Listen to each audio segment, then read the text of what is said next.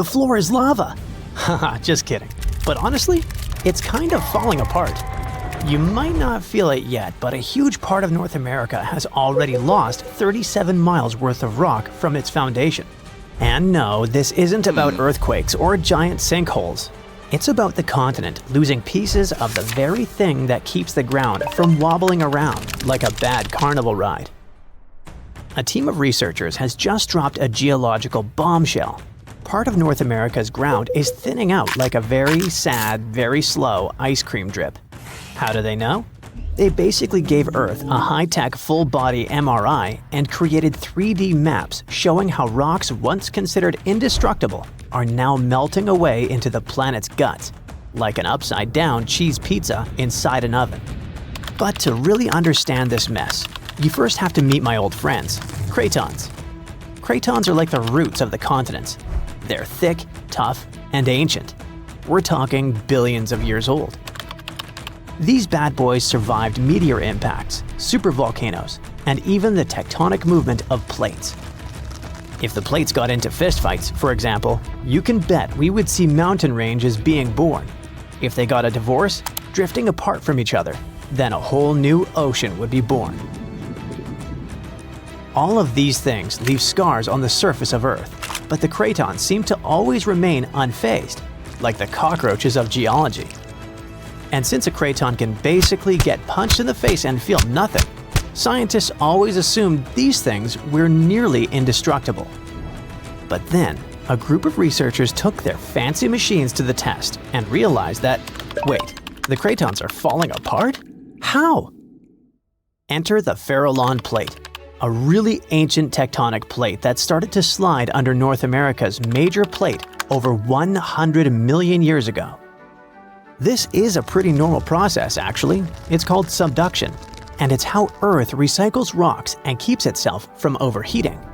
This subduction thing has been happening for so long that, by now, the Farallon is almost 400 miles away from the craton, sitting pretty chill at the lower mantle, weirdly close to the outer core of our planet. But the Farallon has been causing trouble, like that one roommate who moved out but keeps leaving weird stuff in the fridge. You see, as it sinks, it tugs on the bottom of North America's foundation, stretching it out and causing pieces to fall off into the deep mantle. And if that wasn't enough drama, the sinking Farallon has also leaked water and carbon dioxide into the surrounding rocks, making the craton even softer and easier to shred apart. Thanks, Farallon. Very cool of you. By studying hundreds of earthquakes across thousands of monitoring stations, scientists have confirmed the story. Big chunks of continental material are dripping downward, thinning the craton by as much as 37 miles. That's more missing rocks than can fit into a milk carton. Sounds dramatic, right? But don't worry. This is happening at a snail's pace. It'll take millions of years for anything noticeable to happen. Your great-great-great-great few grandkids from the distant future might still be standing on solid ground. But don't get too comfy. This thing may not be an urgent problem, but there's another type of sinking that's happening faster than you can say, "Help." Here's the thing. By 2050, at least 32 major cities in the US, including New York, Baltimore, and Charleston, could be partially underwater. And guess what? This one is mostly our fault. Scientists noticed that since 2007, some cities have been sinking into the ground between 0.04 and 0.08 inches every year. Charleston, in South Carolina, is pulling ahead in the worst way possible, sinking 0.15 inches annually. Sure, these numbers sound tiny and a bit ridiculous, but Charleston is barely 9 feet above sea level, and a little sinking goes a long way when the ocean is breathing down your neck. On really bad flood days, people there have to abandon their cars and basically swim home. This whole phenomenon is called land subsidence, and when you mix sinking land with rising sea levels, you get a disaster cocktail of flooded streets, salty farmland, ghost forests, and a lot of very cranky homeowners. And it doesn't stop with just homes. Infrastructure like bridges, roads, airports, and power plants, all things we rely on daily, are also at risk of serious damage.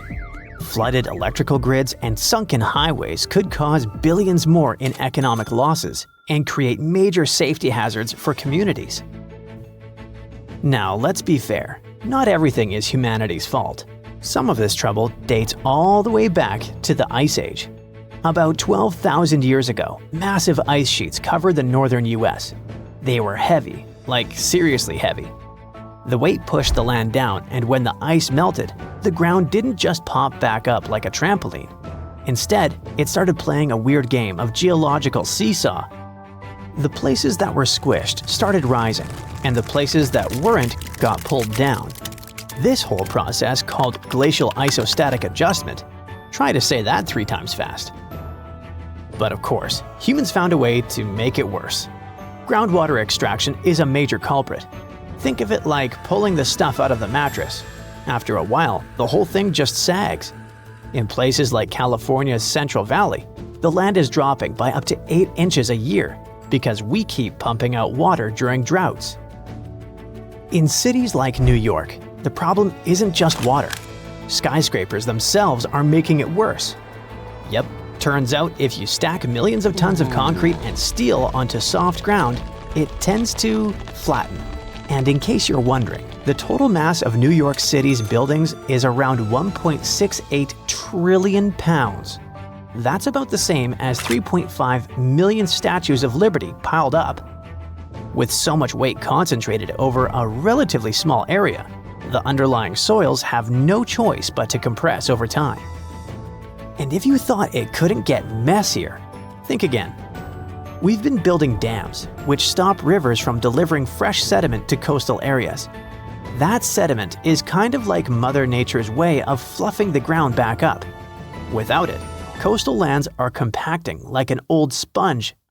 Plus, when wetlands are drained for agriculture or construction, the peaty soil dries out and collapses.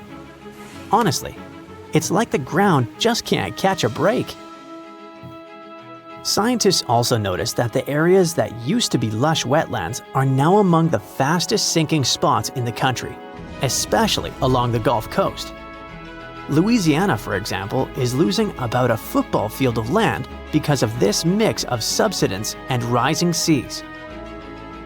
So what's the end game here for us regular people who just want to live above sea level?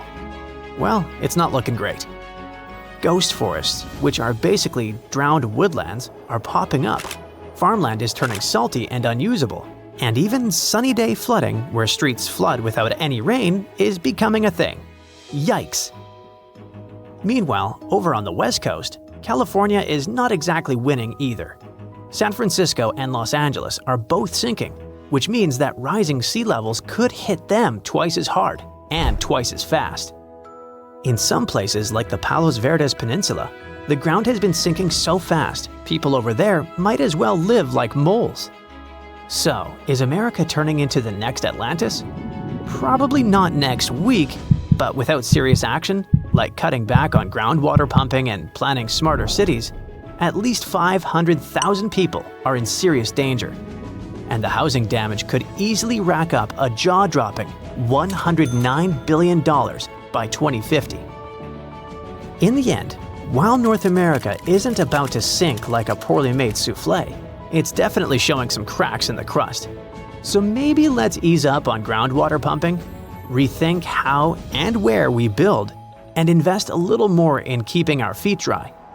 After all, if the floor really does become lava someday, we're gonna wish we had at least fixed the leaks first. The ear-piercing sound of sirens brings your relaxing Saturday afternoon to a screeching halt. You jump out of the chair and run to the window.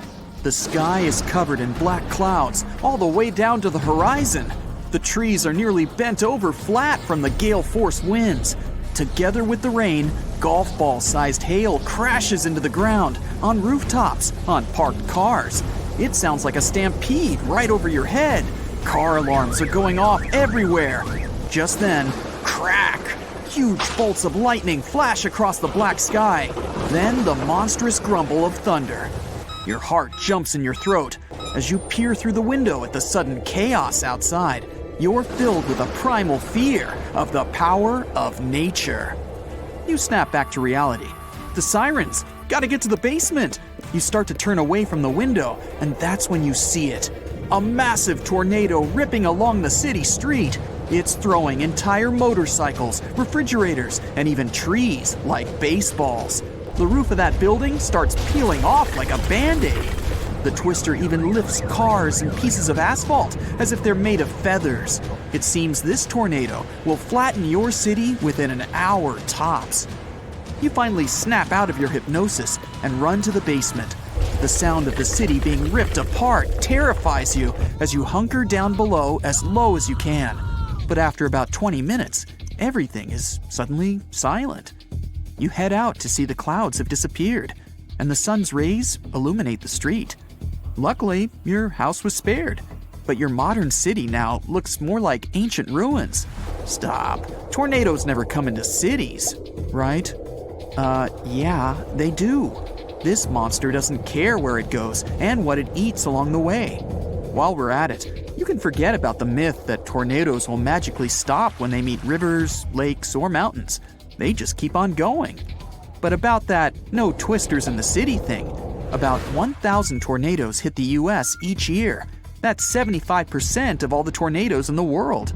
Most of these monsters occur in a strip, okay, more like a long blob, running up and down through the middle of the country. It's an area aptly dubbed Tornado Alley, a perfect spot for these things to form. You get cold, dry air coming down from Canada, meeting warm, humid air traveling north from the Gulf of Mexico. Warm air is less dense than cold air, so it rises and creates a strong updraft. Water droplets surround it to create the funnel cloud. There you go, recipe for a tornado. Now, if you closed your eyes, spun around, and put your finger on a map of the US, the chances of your finger landing on a major city are pretty slim. If you gathered all the cities in the whole country into one area, it would only be 3% of the US's entire land. Just like your finger, the likelihood of a tornado striking in the city is much smaller than landing in a rural area. When it comes down to it, tornadoes can touch down in big cities. They just hardly ever do, thanks to sheer chance. Another surprising myth. You always see a tornado coming because, funnel cloud right ahead. Not true. The approaching funnel can be completely camouflaged in a wall of rain. You might finally see it when it's right on top of you. In this case, you'd better trust your hearing. First, tornado warning sirens go off if you're in a place that has them. Second, listen for a loud rumble that sounds like a train coming. That's a sure sign this beast is somewhere nearby. Many people immediately start heading for shelter when they see green clouds in the sky, because we all believe it's the #1 sign of a tornado coming. Don't buy it. Yes, a green sky is a sign of a severe thunderstorm that's powerful enough to produce tornadoes, but it's not a guarantee like many people see it. While we're at it, you know how movies show the ground ripping apart during earthquakes? The gaping hole that swallows cars, houses, entire cities? Not a shred of truth to this. A crack may appear in the ground with major earthquakes, but it rarely exceeds a couple feet wide. One of the most overspread myths out there is that lightning will never strike the same place twice. Tell that to the Empire State Building. It gets hit by bolts of lightning at least 25 times a year. Pretty sure nobody's picking the building up and moving it to different locations. Yes, lightning likes really tall things, and it's not shy to keep coming back. As for that old warning about your cell phone or jewelry attracting lightning, busted. There hasn't been any scientific support for the idea that personal objects with metal in them attract lightning. You still shouldn't be out and about during a storm though, cell phone in hand or not.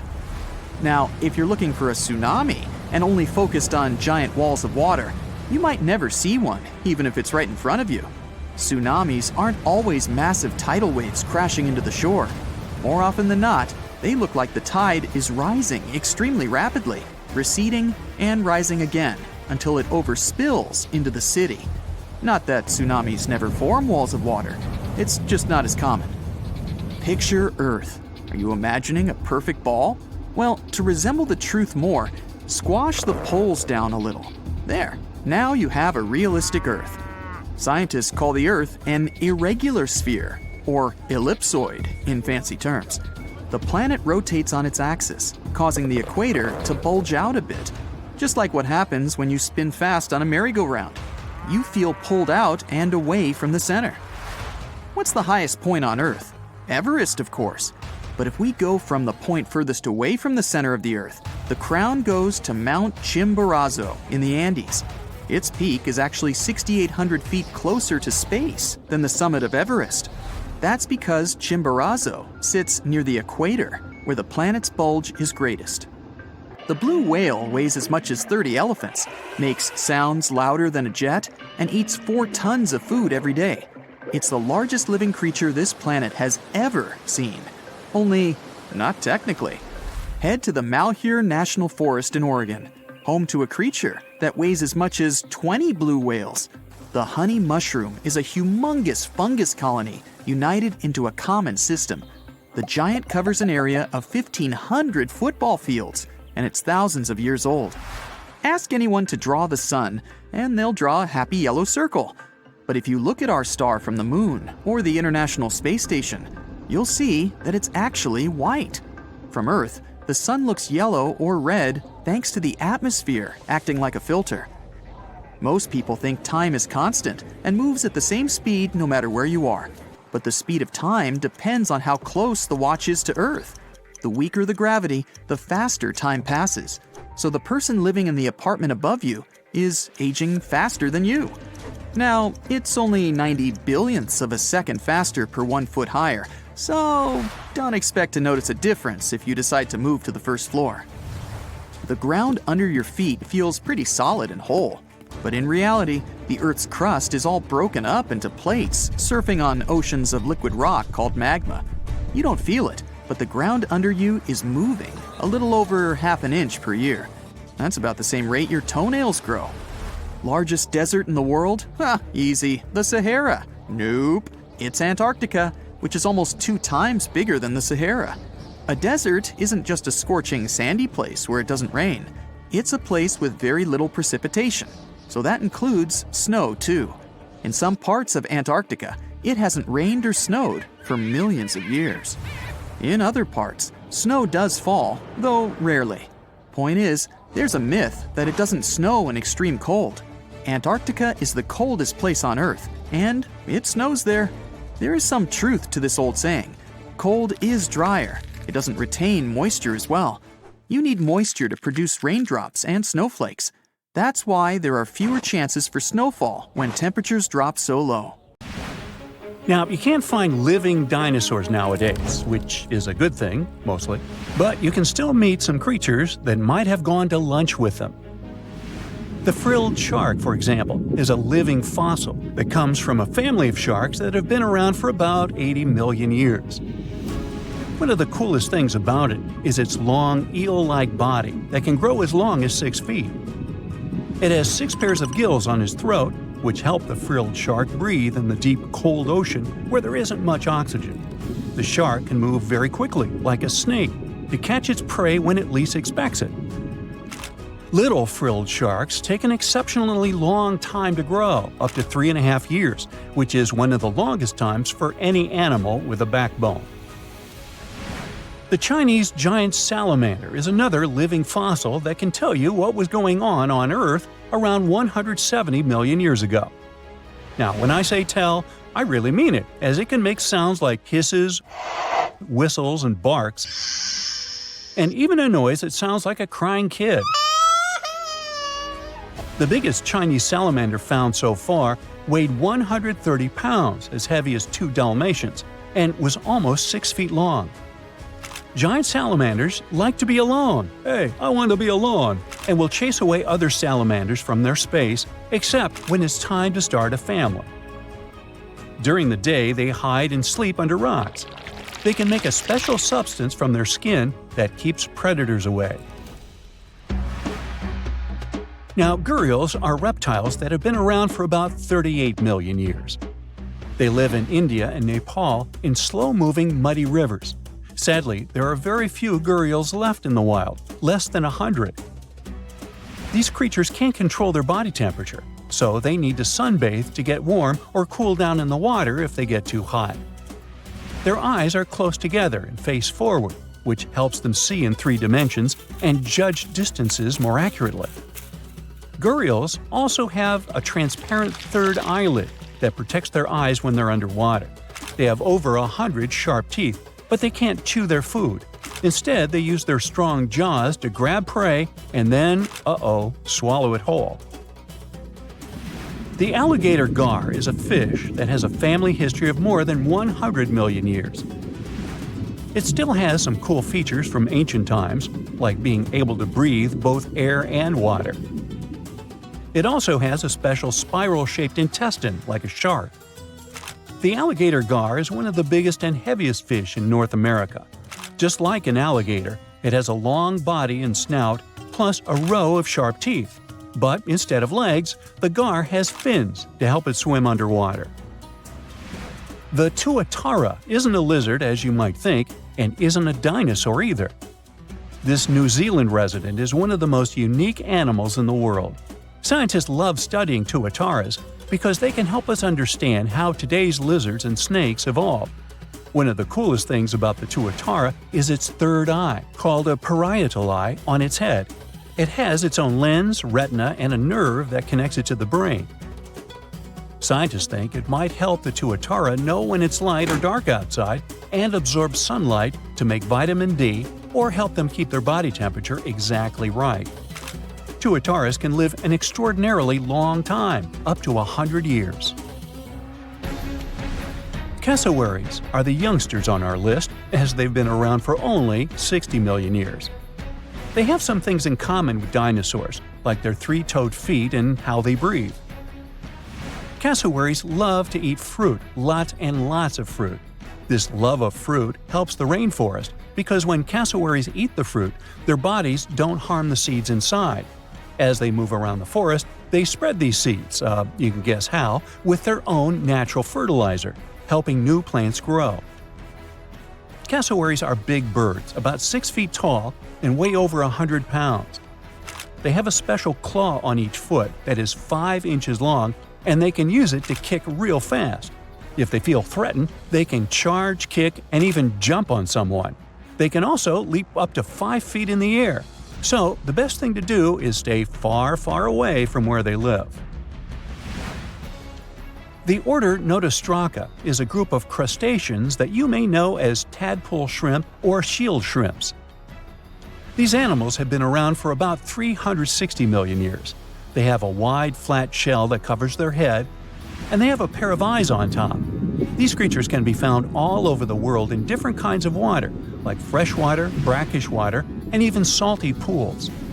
They can also look different depending on where they live. Notostracans aren't picky eaters and can snack on pretty much anything, from plants to small animals and other shrimps. Some of them are considered pests in places like California rice paddies because they stir up the mud, which blocks sunlight from reaching the young rice plants. Sturgeons are some of the largest fish species on the planet. They live only in the cool waters of the northern hemisphere and never travel below the equator. Even though they are huge, sturgeons don't have teeth. They eat by sucking food off the bottom of rivers, gulfs, lakes, and oceans. Scientists believe that sturgeons came from a group of fish that first appeared around 419 million years ago, long before dinosaurs even existed. Their ancestors survived a big extinction event that wiped out 90% of all species and went on to become the largest fish in many rivers in North America and Eurasia.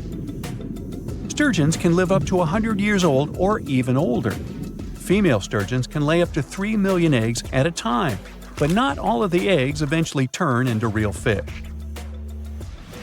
Our next hero, the Pacific lamprey, has successfully lived through at least 4 mass extinctions. Its ancient ancestors evolved over 450 million years ago. These creatures have cartilage instead of bones and a third eye, which is a special light-sensing organ on top of their heads. Instead of a regular jaw, they have a mouth surrounded by teeth. They latch onto prey and sup up body fluids like real underwater vampires. And although he wasn't living underwater, the story goes that King Henry I of England might have lost his life because of a lamprey. The English monarch loved this fish so much that he defied doctors' orders to stop eating its flesh. He got sick every time he'd have it, but the lack of bones and the unusual taste made the royal fall in love with it.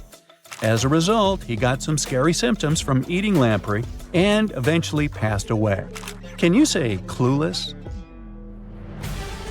The elephant fish, also called the Australian ghost shark, has been on Earth for around 400 million years. Even though they're related to sharks, they aren't actually sharks. Instead of bones, their bodies are made entirely of cartilage. These fish have a special shiny tissue in their eyes that can make their eyes look like they change color from yellow to green. Elephant fish can be pretty tough and will fight back if they feel threatened. They like to be alone and usually don't hang out with other fish. Horseshoe crabs also deserve the title of survival champs, as they've been around even before dinosaurs, since 450 million years ago. 4 species are still roaming the ocean from Maine all the way to Mexico. Horseshoe crabs are more like spiders than ticks than they are like real crabs. They have 9 eyes, plus extra light sensors near their tails so they can see really well. They breathe underwater using flap-like gills near their belly, and sometimes they use these gills to swim upside down. Every spring, when the tide is high, these creatures come up to the beach at night to mate and lay their eggs, and you can see hundreds of thousands of them. If you think you're safe from violent tornadoes because you aren't living in the tornado alley, you could be dangerously wrong. It's shifting to the east. It looks like we're about to see fewer single tornado days and more days with multiple powerful tornadoes. And because they're shifting into more populated areas, they could take more lives and ruin more homes. There isn't enough time to build infrastructure to protect everyone from this fast-moving danger. So the least you can do to save yourself is learn as much as you can about it. About 1,200 tornadoes hit the US every year. You gotta thank the unique geography that sets up the perfect conditions for it, especially in spring and summer. Winds from the Pacific drop moisture over the Rockies and become dry and cool as they move east. They collide with warm, humid air streams from the Gulf of Mexico over the flat terrain, and that's how unstable air and wind shear, which are the perfect conditions for tornadoes, are born. Historically, tornadoes were most common in Tornado Alley. This term was first used in the 1950s by 2 meteorologists as the title for their research project to study extreme weather in Texas and Oklahoma. Northeastern Texas and south-central Oklahoma are precisely the areas we think of when we talk about Tornado Alley. But in the past 10 years or so, it has shifted eastward by up to 500 miles. Now, eastern Missouri, Arkansas, western Tennessee, Kentucky, northern Mississippi, and Alabama see more tornadoes. The storms of early 2023 are great proof that this trend is real. A violent tornado hit Rolling Fork, Mississippi, and another outbreak caused huge damage in the new Tornado Alley. Data from the past 2 years shows that large tornado outbreaks with multiple twisters from a single weather system are also moving eastward and becoming more frequent and intense. The Tornado Alley is shifting eastward mainly because of supercells. Those strong thunderstorms with rotating updrafts create new tornadoes. Supercells form when warm, humid air near the ground interacts with cool, dry air higher up. You can say that we're living in the middle of a natural experiment. We see changes in the basic ingredients for severe storms. But we don't know how significant these changes are. Experts predict that supercell storms will become more frequent in the late winter and early spring and less common in the late summer and fall. The air in recent years is getting warmer and moister, and the interactions between air masses more and more common. Experts explain that the atmosphere is becoming more unstable and the Gulf of Mexico sends more water vapor into the southeastern U.S. All these factors fuel the storms. Research also shows that the so-called dry line, which divides the wetter eastern U.S. from the drier western U.S., is shifting eastward too. This line has traditionally fallen along the 100th meridian, but has moved about 140 miles east since the late 1800s. This shift can affect where storms form, as the dry line works as a boundary for convection, where warm air rises and cold air sinks, fueling storms.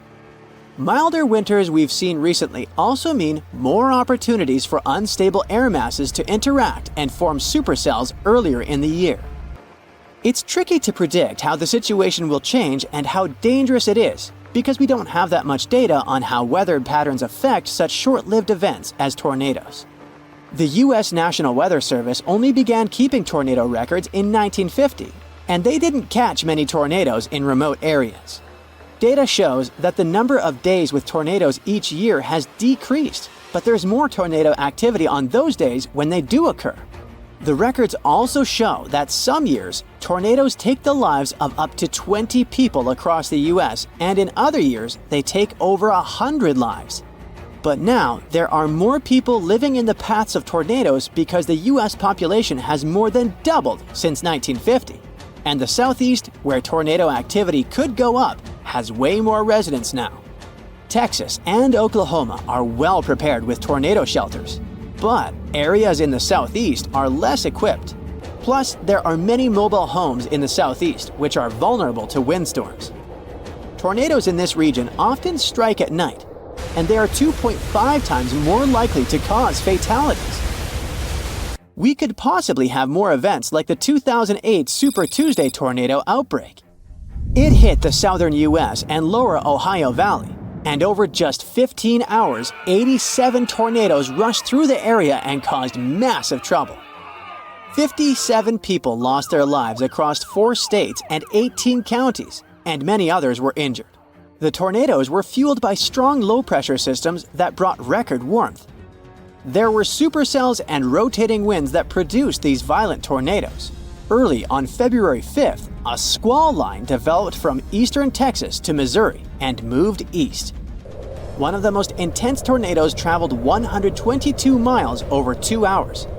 By the early morning of February 6th, the severe weather threat shifted to the eastern U.S. It caused wind damage as the cold moved out to the Atlantic with snow and freezing rain from Iowa to Quebec. It ruined many homes and even swept some of them from their foundation, made mobile homes fly, blew many vehicles and tractor trailers off Interstate 40, and threw some cars on trees. There were wind gusts over 50 miles an hour from Arkansas to Indiana, hail the size of softballs, toppled trees, and power outages everywhere. Some areas were flooded because of heavy rains and melting snow. All this led to over 1,000 flight cancellations at Chicago's O'Hare and disruptions at Toronto's airport. The data from scientists can help new areas of the U.S. prepare for more tornadoes coming their way. The people in authority will also need to improve community shelters and warning systems and educate the locals on tornado safety. You can also get prepared by learning 3 basic rules: get in, get down, and cover up. When you hear the warning for an upcoming tornado, get into the most interior room in your house and stay away from doors and windows. If you have a basement or an underground tornado shelter, hide there. If not, just be on the lowest floor possible. You can use whatever's at hand to protect yourself from debris. Clothing, pillows, blankets, a mattress, or a bulky table. Anything will do. There's a tip that says that the bathroom is the safest place to hide. It makes sense because those are mostly right in the center of homes. In March 2023, a man and his girlfriend in Rolling Fork, Mississippi survived a tornado in their bathtub. It got thrown into the air but landed safely amid the wreckage of their mobile home. But there's actually nothing extra safe about being in a bathtub with a mattress. Closets and walk-in showers that are deep inside the building can also offer good protection. Don't use elevators. You can get trapped inside if there's a power outage. Stay in your shelter until you're sure the tornado threat is over. If you can, listen for updates from the National Weather Service, local radio, or TV. Multiple tornadoes can hit the same area, so it might not be safe to leave even after one has passed. When you do leave your shelter, be very careful. There could be flooding, debris, collapsing buildings, and blocked roads. Stay away from fallen power lines and puddles with wires in them, and don't use matches or lighters in case of gas leaks. Stay away from damaged buildings as they could collapse at any time. Being in a car during a tornado isn't much safer than being out in the open or in a parking lot. Many people get injured trying to drive away from storms. Tornadoes can produce hailstones the size of softballs and can easily smash a windshield. If you find yourself outside when a tornado hits, try to get inside any building you can find. If that's not possible, get as low as you can. Even a ditch or culvert can be safer than your vehicle. Hold on to your hat, my friend. These internet users came across some hauntingly spooky stuff IRL, but I'm guessing you'll want to stay away even from these pics.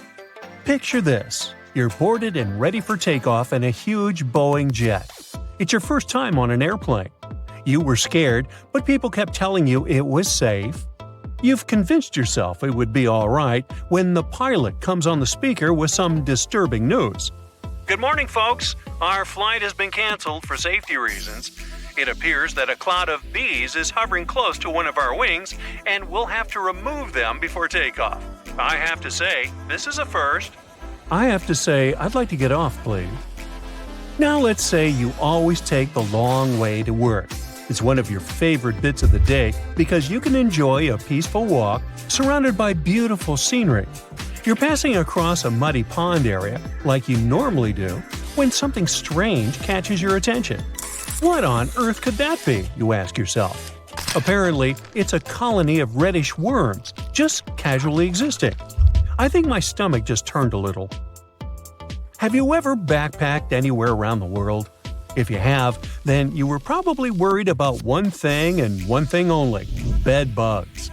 Getting into a new hostel, the typical routine is to check your mattresses. The worst thing is to sleep in a bed filled with these little creatures and then have to wash all your clothing the next morning just so you won't pass this around to other establishments. If you ask me, this appears like a bed bug and sci-fi beetle had a fight in this person's bed and this is what was left. Well, jokes aside, it reminds me of the remains of some bug. Which bug? I have no idea. I'd tell this woman and all hostel owners to use some kind of mattress protector, just so that backpackers all over the world can stop sweating so much over these tiny creatures. Now, you've just won an all-inclusive trip to Hawaii. Ah, the white sandy beaches and the amazing sunsets. You're happy to leave your fancy hotel and take long walks on the beach. But wait, what's that? It appears like a lobster shed its tail and the remains came floating all the way to the sand. But according to experts, that's not a lobster. They wouldn't shed just their tail. That appears to be some kind of isopod. Isopods are crustaceans that look somewhere between shrimps and lobsters. That's why you thought it was a lobster, huh? They also look like giant roly-polies. Do you know what these are? Someone had a roly-poly infestation in their house, and it does not look like something you want to have to deal with. Imagine spending your days hunting these tiny creatures all over your furniture. No thanks. Now, when I was a kid, I loved playing pranks on people. But I would be the first one to be completely spooked when someone played a prank on me. I'm guessing the person who ran into this thing on their office wall wasn't too pleasant. But hey, maybe it's karma, right? What goes around comes straight back around. Imagine it's a sunny Sunday morning and you went on a hike with your best friends. You hiked up a pretty steep mountain covered in knee-high vegetation. You know what that means, right? Bugs. The great thing about bugs is that they never cease to amaze you. There are endless varieties of extremely rare and never-before-seen bizarre bugs. The first one you met was this thing right here. It fell off your dog's back. It resembles a jackfruit seed mated with a spider, and this is what came out of that union. Hopefully, it's just a bizarre insect and not threatening in any way. Your sock also picked up a few buddies along the way. Look at the number of ticks your sock protected you from. The next time you go on a hike like this one, you should take some kind of bug repellent with you, but a strong and effective one. You know, like an ultrasonic repellent that disorients ticks, so they'll never find the way to your juicy socks. And speaking of bugs, quick test here to find out if you're the type of person that loves or loathes the great outdoors. Imagine it's early in the morning and you just woke up in a remote house found deep inside a forest. You step outside, and the first thing you see on the porch is a snake casually passing by. Would you take a selfie with it, or close the doors and hide back in your covers as fast as humanly possible? Or maybe you just woke up, opened the door to the outside world, and got to be the sole witness of a bug molting. Would you shed a happy tear or be disgusted by it? I mean, look at it. It seems like a baby Pokemon. So cute. Ah, it's summertime. My favorite time of the year. You can enjoy the pool until late in the evening and meet your friends and family for a Sunday outdoor picnic. But there's one thing that really annoys me: bees. Eating outdoors usually means having to share some of your juice or yummy food with a bunch of bees. If only some genius person invented something that kept bees away from our food, like some ultrasonic frequency we could blast on our speakers, or some kind of decoy nest that was more interesting to the bees than my picnic food. Oh, or maybe this. I guess this will do. Simple but effective. I'll try it out and tell you if it worked out for me. The best thing after a hard day's work is coming home. Except when you're welcomed by this thing. I mean, how did this spider even get here if you live in a city apartment miles away from any real greenery? That's a mystery I'll never solve. You take your 5-year-old to play in the local park. She's in a digging phase, so as soon as she gets there, she starts digging up the whole place like a Jack Russell Terrier. You watch her have buckets of fun when suddenly you spot a shiny blue thing crawling out of the hole. What on earth? You think to yourself. You grab it with a stick and it reveals itself. A centipede. You know, the things that burn you with their venomous legs. Best to put it back in the hole and move to another park. If you could choose any movie or TV series to live inside of, which one would you choose? Most likely some cozy rom-com, right? I'm guessing no one, or almost no one here, would choose to live life as a Last of Us character, right? But it seems to me like this person had a Joel moment, if you ask me. This thing crawling out of the forest floor is a fungus that imitates a human hand. I mean, does life imitate art, or is it really just one giant messy blob? Remember when we talked about backpackers? Well, this person had a similar problem as they do. Apparently, they took a bunch of clothes to wash and dry, and this is what the dryer filter looked like afterward. There are maybe 100 little buddies in there. Ooh. Out of curiosity, do you know why they're called bed bugs if they hide on the floor and not in your bed? They crawl up to someone's bed at nighttime because they can sense carbon dioxide emissions, also known as they can sense your breath. If this isn't a horror movie plot, I'm not sure what is. Where do I even start with this one? I'd say this piece was actually a prop from a Tim Burton movie that somehow got lost and ended up in your vegetable basket. It's supposed to be a yam, but it's shaped like Grinch's hand if he were white instead of green. Oh my. In my wildest dreams, I couldn't make this stuff up. Once upon a time, in the deep blue sea, there was a giant monster called the Kraken. People believed it lived in the waters near Norway and Greenland.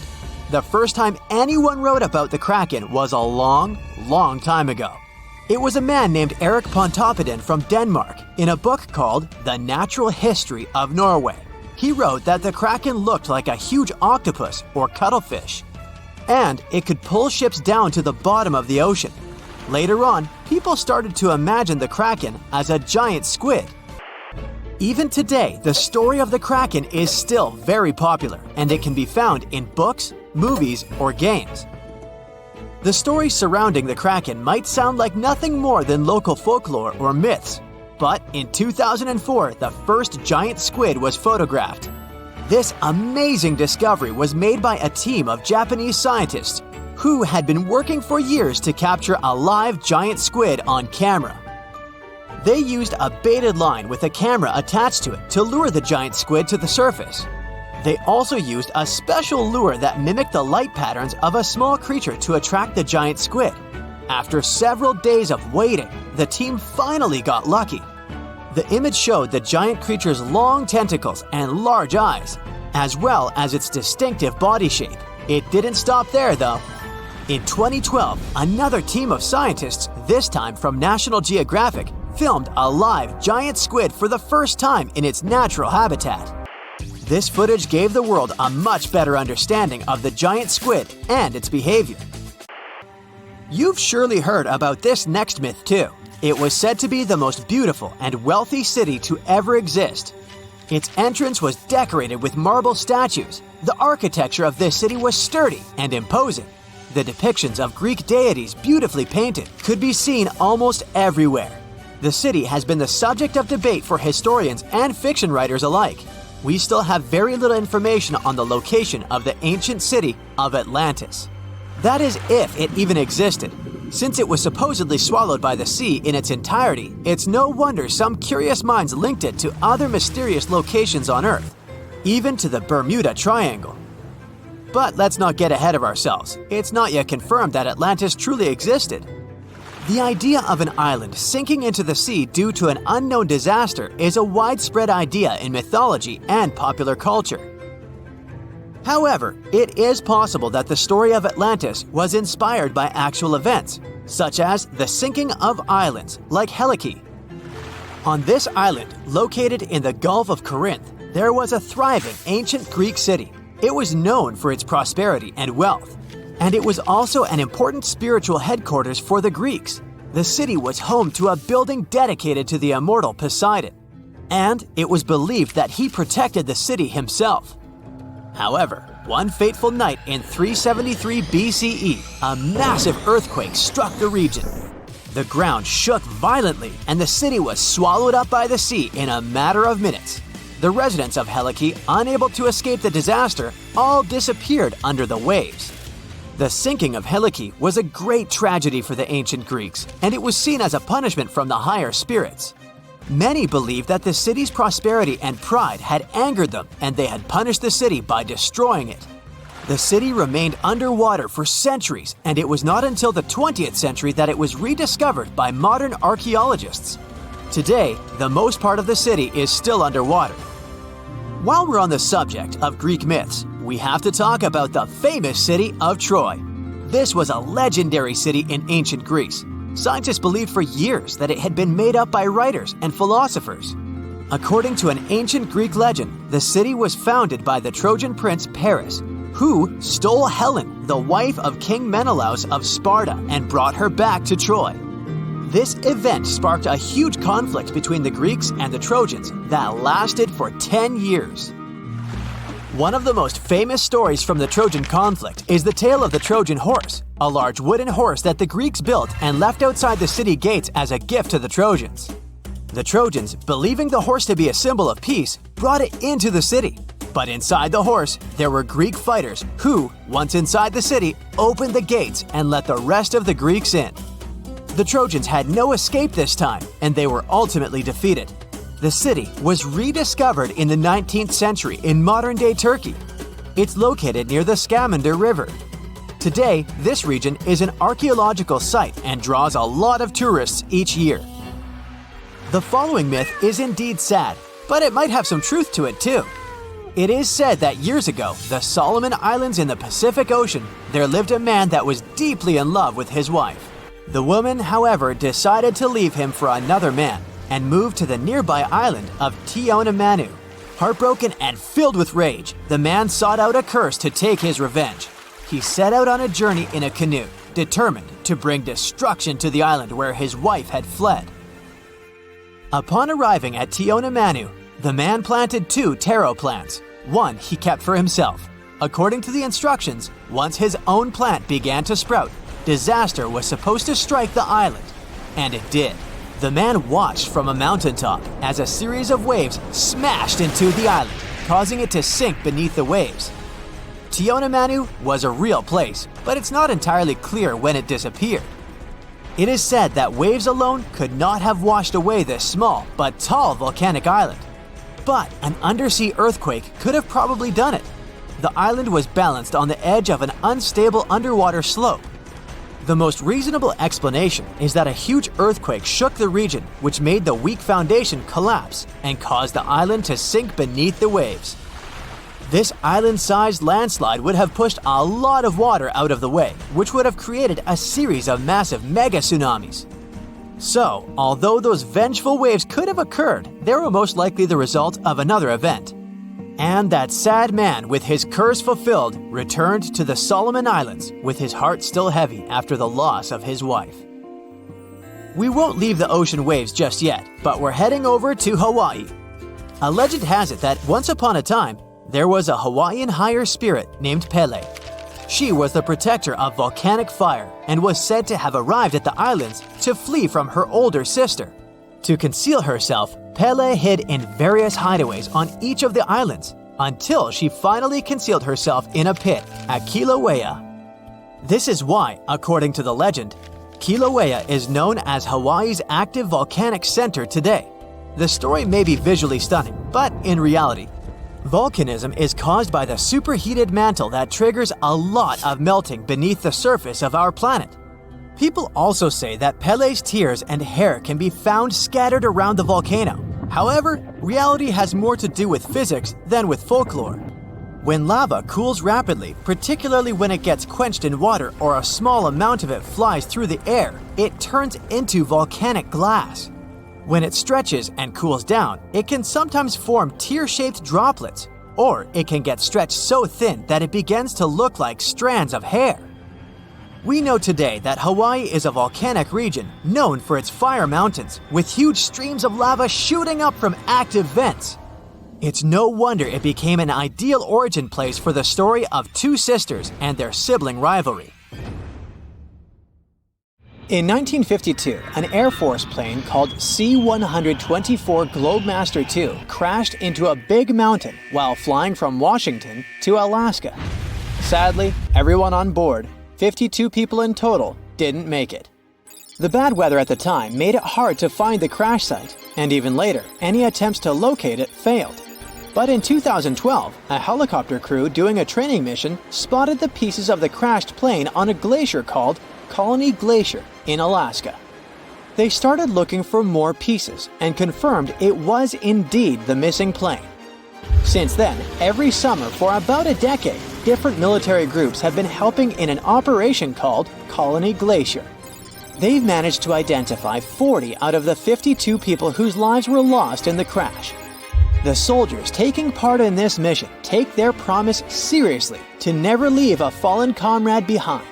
They believe it's their duty to bring back those who didn't make it. Another discovery comes from the Alps. In 1991, some hikers exploring the picturesque Alps stumbled upon a human body. It was half frozen in ice at the top of a mountain pass between Italy and Austria. At first, the local police thought it might be a mountaineering accident. But in a few weeks, archaeologists started claiming that this guy might have lived more than 5,000 years ago. They eventually gave the frozen fellow the nickname Ötzi. He was named after the nearby Ötztal Valley. He's become quite famous as the oldest ice mummy on record. Ötzi's frozen state might not be as unique as we thought, and that's where things get really cool. Archaeologists have another theory. See, at first, everyone was convinced that Ötzi marked the start of a cooler period because he had been frozen in the ice without any interruptions since he had lost his life. Yet, over the past few decades, glaciers and ice patches worldwide have been melting away like ice cream on a hot summer day. Not just Ötzi, but other ancient relics like bodies, hunting gear, horse droppings, and even ancient skis started to appear. So, archaeologists say there are similar sites. They found quite a few, and they all fit perfectly into this growing field of glacial archaeology. It seems like as the world warms up, it will show even more ancient secrets from the deep freeze. Moving on to another amazing discovery. In 2018, William Taylor and Nick Jarman were exploring the snowy slopes of Mongolia's Altai Mountains. They found an ancient treasure trove hidden in the ice. Inside the trove, they found a well-preserved 3,000-year-old arrow shaft adorned with ochre markings. It was in pristine condition, a rarity for organic items that old. They found other items too, like a bronze arrowhead with bits of animal sinew still attached. All of these relics had been untouched for hundreds of years, since they had been locked in the ice. In Mongolia, rising temperatures have melted ice patches that remained frozen for centuries. Similar discoveries have been made in the Yukon, US, Italy, Siberia, and Norway. Thousands of sites have been identified. Yet, scientists are racing against time to document and preserve these artifacts before they're lost forever. The study of these artifacts challenges the definition of these environments as wildernesses and shows how indigenous people coexisted with nature there. Sometimes people find simple items too, as simple as a sandal. This one, discovered on one of central Norway's mountain passes, indicates that people used this route roughly 1,700 years ago. This suggests that there was less snow and ice in that area back then. The sandal, dating back to around 300 BCE, resembles Roman sandals of that era. Again, in Norway, hunters found an iron sword high up on a mountain, more than 5,250 feet above sea level. There's no nearby burial site, and it's puzzling why someone would have a sword in such a remote location. Archaeologists speculate that the owner might have become lost. Then, in 2011, unusual objects resembling giant slingshots began to emerge as the ice melted. Radiocarbon dating suggests that this particular object was crafted around 400 BCE. It measures over 3 feet long and has knife cuts. Those puzzled archaeologists until one team member recognized them as tang, or pliers, used to secure loads on sleds when transporting hay or leaving for animal food. People in the area used hay sleds with pliers until the 1950s, when tractors became more common. Now, let's get back in time to thousands of years ago. We can easily do that by looking at this woolly mammoth. This creature looks a bit like a cherished but slightly worn-out toy. This ancient giant, whose heyday was 39,000 years ago, is the best preserved mammoth ever found. Even its signature shaggy hair is surprisingly well preserved, having been trapped in glacial ice until its recent discovery in Siberia. This remarkable animal is stepping into the limelight in Yokohama, Japan. Scientists are running tests that might bring this extinct species back to life. When they stumbled upon this female mammoth, they uncovered a hidden treasure, a sample of her blood preserved beneath the ice. So they believe this ancient blood could hold the key to resurrecting the mammoth. They also found well-preserved muscle tissue. She was between 50 and 60 years old when she met her icy fate. The discovery of mammoth blood has reignited debates about the ethics of bringing back extinct creatures, like in Jurassic Park. Their ambitious plan is to implant an egg into a living elephant for a 22-month pregnancy, hoping that at least one living mammoth cell might survive. Hop on, we're going to the French Alps. We are at a spot not far from where an Air India plane tragically crashed 46 years ago. We're accompanied by a diligent mountain rescuer and his neighbor. They went to this area after a bunch of tourists had noticed a strange-looking thingy on a glacier. It was a bag. The Indian embassy in Paris got wind of it, and it was all set on getting that bag. What makes it kinda cool is that it had diplomatic mail and Ministry of External Affairs written on it. The Air India flight was on its way from Mumbai to New York when it took a nosedive in January 1966. It took 117 people on board down with it. Guess what else was inside the bag besides the soaked diplomatic mail? It had a stack of old Indian newspapers. So, alongside those, they also found bits of the plane's cabin, a lone shoe, and a bunch of cables. Totally unexpected treasures on that mountain. During the summer of 2013, scientists stumbled upon a message left behind by a geologist named Walker, who had placed it there 44 years before. That message sort of served as the man's last testament. He passed away just a month after hiding the bottle in the rocks on the island. The content of the message was quite astounding. In 1959, Walker had measured the distance from those very stones to the glacier's edge, and it clocked in at a mere 167 feet. By 2013, that distance had ballooned to 400 feet. Researchers are convinced that this stark contrast between the two measurements underscores the consequences of ongoing global warming. Imagine the melting ice in Norway's mountains as a time machine revealing a treasure trove. Nearly 800 Viking artifacts tucked away for over 1,000 years have been unearthed. They give us a peek into the bustling trade networks of the Viking era and the critical role of the mountain passes in this ancient commerce. Among the finds are leather shoes, cozy woolen mittens, stylish tunics, feathered arrowheads, horseshoes, walking sticks, and kitchen gadgets from the Viking chef's toolkit. There are even Viking pack horse souvenirs. These artifacts provide us with insights into ancient travel habits and the peak times when those paths were bustling with activity, and give us a glimpse into the lives of adventurers. Of all the creatures on our home planet, this could be the only animal that could survive harsh conditions on Mars. The tardigrade. These fellas have another name because of their unusual looks: water bears or moss piglets. They live literally everywhere across the globe, from coastal dunes to mountains, from the lush Amazon rainforests to the barren landscapes of Antarctica.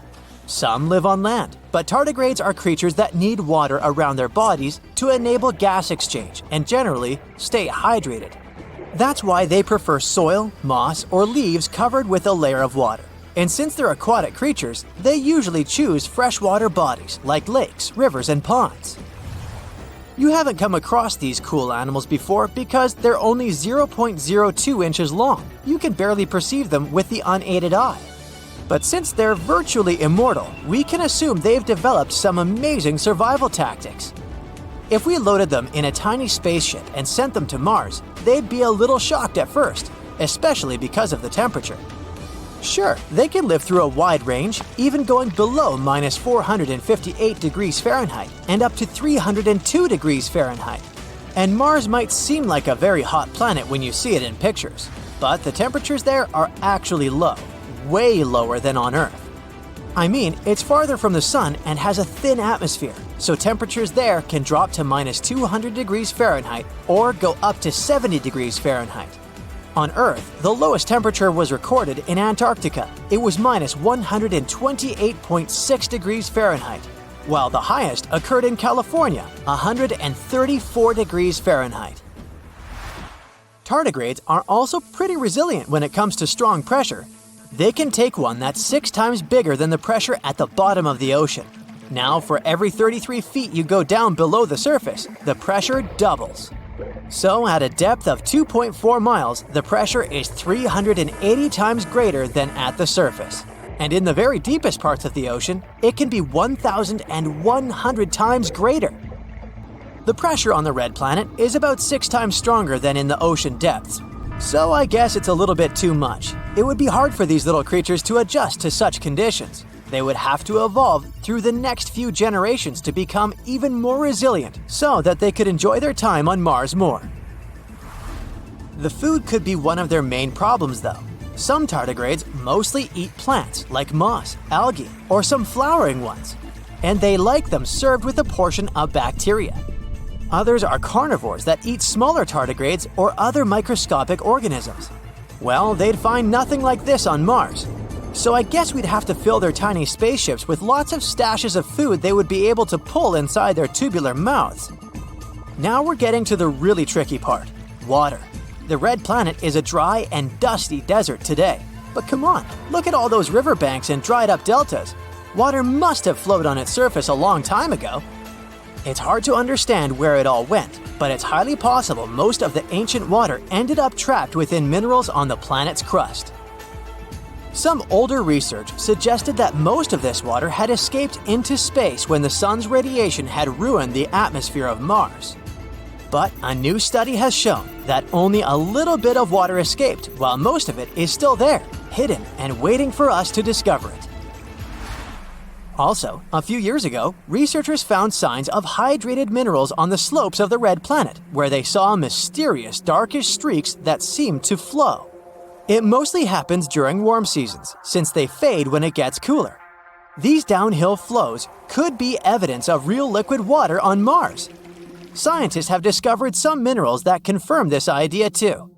These minerals can lower the freezing point of water like salt does on icy roads. That's why scientists think there might be a shallow underground flow of briny water that causes these streaks. Tardigrades probably have excellent instincts, considering they can survive even in the toughest conditions. So they'd probably find water on Mars way before us. But even if they didn't do it right away, they would still have their tactics to stay alive for a while.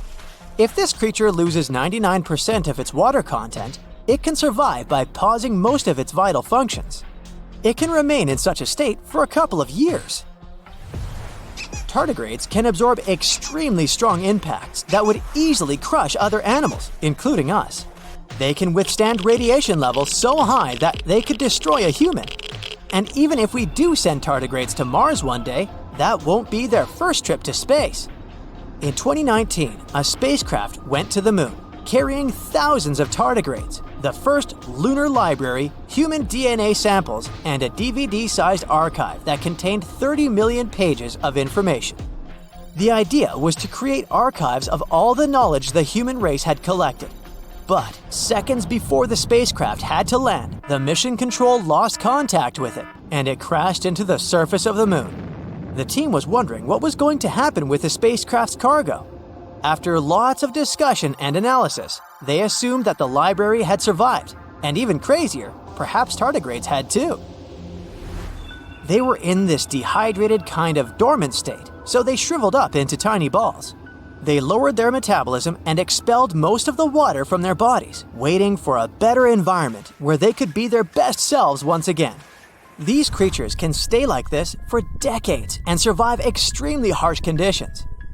And this wasn't the first organized tour to space for tardigrades. In 2007, a team of scientists sent a group of these tiny water bears to orbit our home planet on the outside of a rocket for 10 days. They did pretty well, considering that when the rocket got back to Earth, 68% of these creatures were alive. Scientists don't put all their hopes only on these water bears. They keep testing if there are some other life forms that could survive on the red planet. They did an experiment called Biomex on the International Space Station. They took tiny organisms such as algae, bacteria, and other similar creatures and kept exposing them to really tough conditions in space for 18 months. This means things like huge changes in temperature, extreme radiation, and vacuum. The amazing part is that many of these tiny life forms survived these harsh conditions and came back to Earth as true space heroes. So they could probably deal with the hardships of living on Mars. Scientists studied archaea as well. Those are tiny ancient microorganisms that have existed in salty seawater on our planet for more than 3.5 billion years. Some of their relatives from the Arctic also survived in space-like conditions. But life on Mars doesn't have to be a whole new thing. Billions of years ago, the red planet might have been a bit like Earth. It most likely had water, and that's one of the key ingredients for life. Scientists believe tiny organisms called methanogens might have thrived there. They were hiding beneath the surface to stay safe from harsh radiation. These organisms could have breathed in hydrogen and carbon dioxide, exhaling methane gas. But as they gobbled up hydrogen, which was a powerful greenhouse gas back then, they might have cooled the planet too much. So it's possible these ancient microbes are still somewhere there, trapped in ice deep below the surface. They could be in a sort of deep sleep, waiting for better conditions to wake up, or some new cool friends from Earth. They look like they come from your worst nightmares. There's no evidence they exist, but all the scary stories about them still sometimes sound so real, passed down from generation to generation. Which one is your favorite? The first creature that probably comes to your mind is Bigfoot, a giant creature that reminds you of an ape, and allegedly leaves extremely large footprints and other traces that make people in the area of the Pacific Northwest wonder if it's really there. It's so popular, other similar beasts got their own legends too. Like the Mogollon monster, something people also call the Arizona Bigfoot. Reported along the Mogollon Rim, this mysterious creature is 7 feet tall and has big red eyes. Stories say its body is covered with long reddish-brown or black hair, besides its face, chest, feet, and hands. It mimics coyotes, birds, and other wildlife, emitting strange whistle sounds at the same time. The creature tends to explore campsites when it gets dark. It builds nests out of twigs, pine needles, and leaves. And if you're in that area and someone is throwing stones from locations you can't see, yep, Mogollon monster. This creature is omnivorous, which means it eats both plants and animals. And it prefers to wander at night, lurking for innocent prey lost in the woods. Urayuli, a 10-foot mythical creature people say hides in the southwestern woodland parts of Alaska. It's a hulking giant beast known for its extremely long limbs. Legends say their lanky arms are so long they reach their ankles. The creature is covered in a thick coat of hair. The only thing you can see on its face, not covered in the hair, is the creature's eerily luminescent eyes. The legend says Urayuli use their glowing eyes to hypnotize their prey. But not us, since stories say they prefer to catch deer. And they're known to be kind towards humans. And some claim the Urayuli are actually just a type of Bigfoot. Wendigo. This terrifying creature is said to be hiding across the northern forests of Canada and the United States, always looking if there's some lost wanderer. The story says the Wendigo used to be a lost hunter. The freezing winters transformed him into a fierce 15-foot-tall beast with desiccated skin tightly pulled over its large, pointy bones. Stories about this creature showed up in the 20th century, and people say the beast still roams around the forest in long, cold winters, constantly looking for lost people he could grab from the darkness. Lake Worth monster. This scary creature that's part man, part goat is also called the island monster. This 7-foot-tall monster is so strong it could hurl car tires like they were just plastic toys. In a worst nightmare scenario, it could appear in the darkness, sailing from the treetops and fiercely landing with full force on the hood of passing cars. That's how the first people who reported its existence described it. Lake Worth is located west of Dallas and east of Fort Worth. There's a landmass in the middle of this mystical lake known as Greer Island. The legend says that's where this scary monster, also known as Fort Worth's answer to Bigfoot, roams. And that's where some skeptics and thrill seekers still go, wandering around and trying to discover if the legend is true. Lurking in the darkness with its scary red eyes, meet the Mothman, a humanoid beast reportedly seen in the 1960s in Point Pleasant in West Virginia.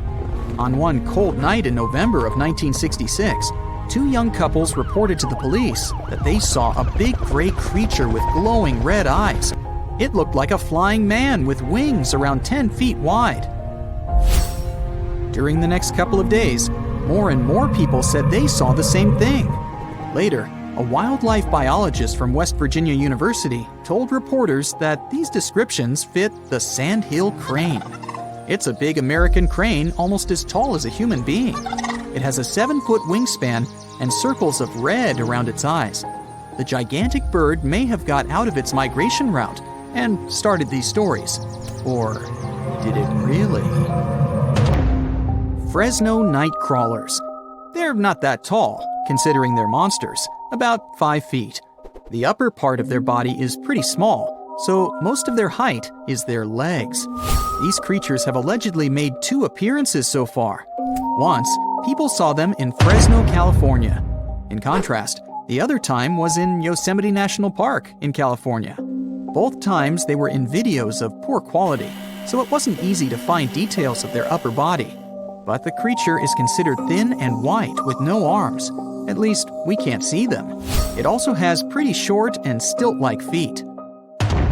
Have you heard of the slide rock bolter? It's said to be hiding somewhere in the mountains of Colorado. To be precise, in Lizard Head Mountain, only a stone's throw southwest from Telluride. It's some sort of leviathan that lives on the land. This mountain whale carefully observes its surroundings with beady eyes while chilling atop Lizard Head. It hangs from the peak while its split, clawed tail faces its body downward. If anything steps into its territory, the beast lifts its malign fluke immediately and bolts down the mountainside. With its jaw full of razor-sharp teeth wide open, it gobbles whatever or whoever is in front of it, including miners, lost tourists, and loggers. It sweeps through trees and destroys all natural life that's been in its path for more than 100 years. Or at least that's what the legend says. Wow, that's the scariest one for me so far. Altamaha. Somewhere in southeastern Georgia, close to the mouth of the Altamaha River, there's a hissing sea monster hiding. It's one of the biggest rivers in Georgia that empties into the Atlantic Ocean, and the entire area that surrounds the river is full of small islands, canals, dikes, ponds, acres of marshes, and old rice fields. Perfect for such a monster to hide, don't you think? The story says this unusual cryptid has a sturgeon-like body, including a bony ridge on its top. Due to its front flippers, the creature swims like a dolphin. His snout reminds me of a crocodile. His teeth are large and sharp, whereas his eyes are big and protruding. The beast is green or gray with a white yellowish underbelly and is up to 30 feet long. There's no physical evidence the Altamaha really lives there, but the legends date back centuries when people started talking about an enormous snake-like beast that hissed and bellowed. Loch Ness Monster, or how many like to call it, Nessie. This myth dates back from old times, all the way to a group of people that lived in ancient Scotland known as the Picts. The legend started to grow in the 1930s. Back then, a road near Loch Ness was finished, offering a nice view of the lake without bigger obstacles. And in April of 1933, a couple noticed there was a large animal. They compared it to a prehistoric monster or dragon. Most people imagine it as a plesiosaur, which is basically a marine dinosaur. The beast quickly crossed the couple's car's path and then disappeared below the water's surface. Later that year, some researchers even found big footprints. They believed they were from a pretty soft-footed solid creature around 20 feet long. Later, some determined the tracks were the same as the ones that a hippopotamus leaves. Plus, scientists said the lake wasn't that nutrient-rich for such a large predator. There are not enough animals to support such a beast at the top of the food chain. But the legend about a giant mythological creature has moved on and still makes people across the world wonder if there's really something hiding deep down in the dark, murky waters of Loch Ness. Today, I'm going to tell you about creatures that had unique features which allowed them to grow to incredible sizes. They were some of the most impressive animals to have ever existed on our planet. The Argentinosaurus is a genus of sauropod dinosaurs that lived approximately 97 million years ago in what is now South America. Scientists think it was one of the largest land animals ever, with a length of up to 100 feet and a weight of up to 100 tons. A farmer stumbled upon a giant leg bone while tending his cattle. That's how he discovered the first fossils of the Argentinosaurus in Argentina in 1987. Further excavations uncovered more bones, revealing a massive dinosaur that would have dwarfed most other animals of its time. The Spinosaurus, meaning spine lizard, is a genus of theropod dinosaur that lived around 97 million years ago in what is now North Africa. It is believed to be one of the largest carnivorous dinosaurs to ever exist, with a length of up to 60 feet and a weight of up to 23 tons. The Spinosaurus is known for its distinctive elongated sail-like structure on its back. It was likely used for thermoregulation. It also had long crocodile-like jaws that were lined with sharp teeth. This allowed the creature to catch and eat large prey, such as fish, crocodiles, and other dinosaurs. The first fossils of the Spinosaurus were discovered in Egypt in 1912. The sperm whale, Physeter macrocephalus is a species of toothed whale that is the largest toothed predator on Earth. It also has the largest brain of any animal species. It is found in oceans all over the world and can dive to depths of up to 7,000 feet in search of food. You can easily recognize sperm whales by their massive, block-shaped heads, which can measure up to 1/3 of their total body length. They have dark brown or grayish-blue skin and a distinctive wrinkled appearance. The Titanoboa is an extinct genus of a giant snake that lived approximately 58 million years ago. It is considered to be the largest known snake ever. It could grow up to 42 feet and weighed around 2,500 pounds. The first fossils of the Titanoboa were discovered in a coal mine in Colombia in 2004. This discovery meant a lot because it provided insights into the size and behavior of snakes during the Paleocene era, as well as the overall climate and ecosystem of the time. The blue whale, Balænoptera musculus, is the largest animal on Earth, measuring up to 100 feet in length and weighing as much as 200 tons. These marine mammals are found in oceans all over the world and can live up to 90 years. Blue whales have a long, streamlined body that is usually blue-gray in color with mottled patterns. They have a small dorsal fin and 2 pectoral fins that are about 1/3 the length of their body. Blue whales feed on tiny shrimp-like creatures called krill, and they eat a lot. A single adult blue whale can eat up to 8,000 pounds of krill in a day. The Leadsichthus is an extinct genus of large, bony fish that lived during the Jurassic period, approximately 155 million years ago. It is believed to be one of the largest fish that have ever lived. Some estimates suggest that it could grow up to 55 feet in length. The first fossils of Leadsichthus were discovered in England in the 19th century, and more recent discoveries have been made in other parts of Europe, South America, and Africa. Despite its enormous size, the Leadsichthus was a filter feeder, similar to modern-day whale sharks, and likely fed on plankton and other small organisms. The creature did it by simply swimming with its enormous mouth open, filtering water through its gills. The pterodostro is an extinct species of flamingo-like birds that lived approximately 35 million years ago. They were relatively small birds with a wingspan of about 2-3 feet. And they were known for their distinctive long, narrow beaks equipped with comb-like structures used for filter feeding. The pterodostro lived in shallow bodies of water, like lakes and lagoons, and mostly fed on small crustaceans and other tiny organisms. The animal filtered them from the water using the comb-like structures on the inside of its beak while swimming through the water. The African elephant is the largest land animal on Earth and one of the most recognizable ones. There are 2 species of the African elephant, the savanna elephant, Loxodonta africana, and the forest elephant, Loxodonta cyclotis. You can see them in various parts of sub-Saharan Africa.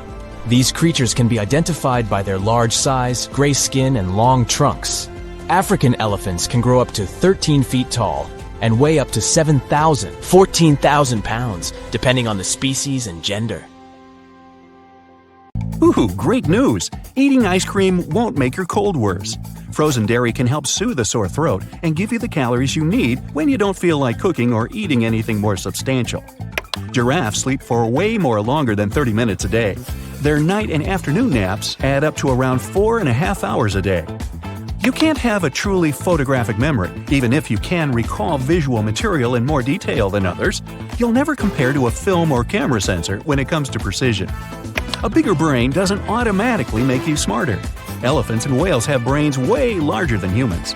We might not have an impressive brain-to-body mass ratio, but 86 billion neurons help humans stay the smartest species on the planet. Light isn't the fastest thing in the world, it's gossip. No, actually, nothing can compare to it in speed in a vacuum, but it slows down when it's going through water or glass. Particles like electrons, neutrons, or neutrinos win in those conditions. The asteroid belt between Mars and Jupiter isn't tumbling with dangerous rocks constantly colliding. If you ever found yourself there, you'd see how empty and calm it is. The asteroids are so far apart from each other, the chances of collision are super small. A spaceship radar would detect it and help avoid any risks. You don't have to wait for the spring equinox to make an egg stand on its head. It doesn't need equal gravity or anything and can perfectly do it on any day of the year. Oranges aren't always orange. The green skin variety is just as sweet and perfectly ripe. This skin color protects them from the sun and is also a sign that there's plenty of chlorophyll in the fruit. That's why green oranges mostly grow in warmer climates and are sometimes painted orange to look more regular to buyers across the world. More good news. You really always can squeeze in some dessert, no matter how much salad, soup, or meat you've eaten before. You get bored of the savory tastes, but when you see and smell ice cream, cakes, cookies, and chocolate, let me take a minute here. Your brain gets excited and overrides fullness signals for pleasure. Plus, your stomach is a flexible organ, and sugar helps it relax and physically make room for dessert. You have way more than 5 senses. In addition to sight, hearing, smell, taste, and touch, there is your ability to sense heat and cold, detect vibrations along air or water, tell where some of your body parts are in relation to others, feel pain, thirst, hunger, time, and many other things. When you call someone using your cell phone, the signal doesn't go through a satellite. Your gadget is always looking for wireless radio signal and transmitting data to and from land-based cellular towers. If you want to call someone, the nearest tower connects you to another cell through a huge network of tower-to-tower communications. Brown sugar isn't any healthier than white sugar. It's mostly white sugar with some extra residual sticky syrup in it. This syrup has some vitamins and minerals like potassium and magnesium, but even that doesn't make it diet food. The Eiffel Tower was supposed to be there for just 20 years. The idea of it was to show off France's industrial power during the World's Fair. But because Eiffel added a radio antenna and wireless telegraph transmitter to it, they decided to keep it. It also has a secret apartment on top and used to double as a meteorology lab. It's also a great landmark for a rendezvous. Green and black tea really come from the same bush. The leaves get their different tastes and looks after they've been harvested. Green tea is withered and heated through steaming. Black tea is crushed or curled and then allowed to oxidize and darken. Honey can spoil if you leave it uncovered in a human environment.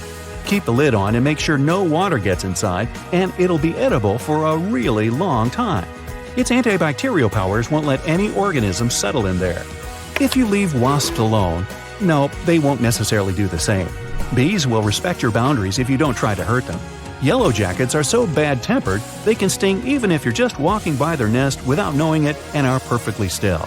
So there. Camels don't store water in their humps.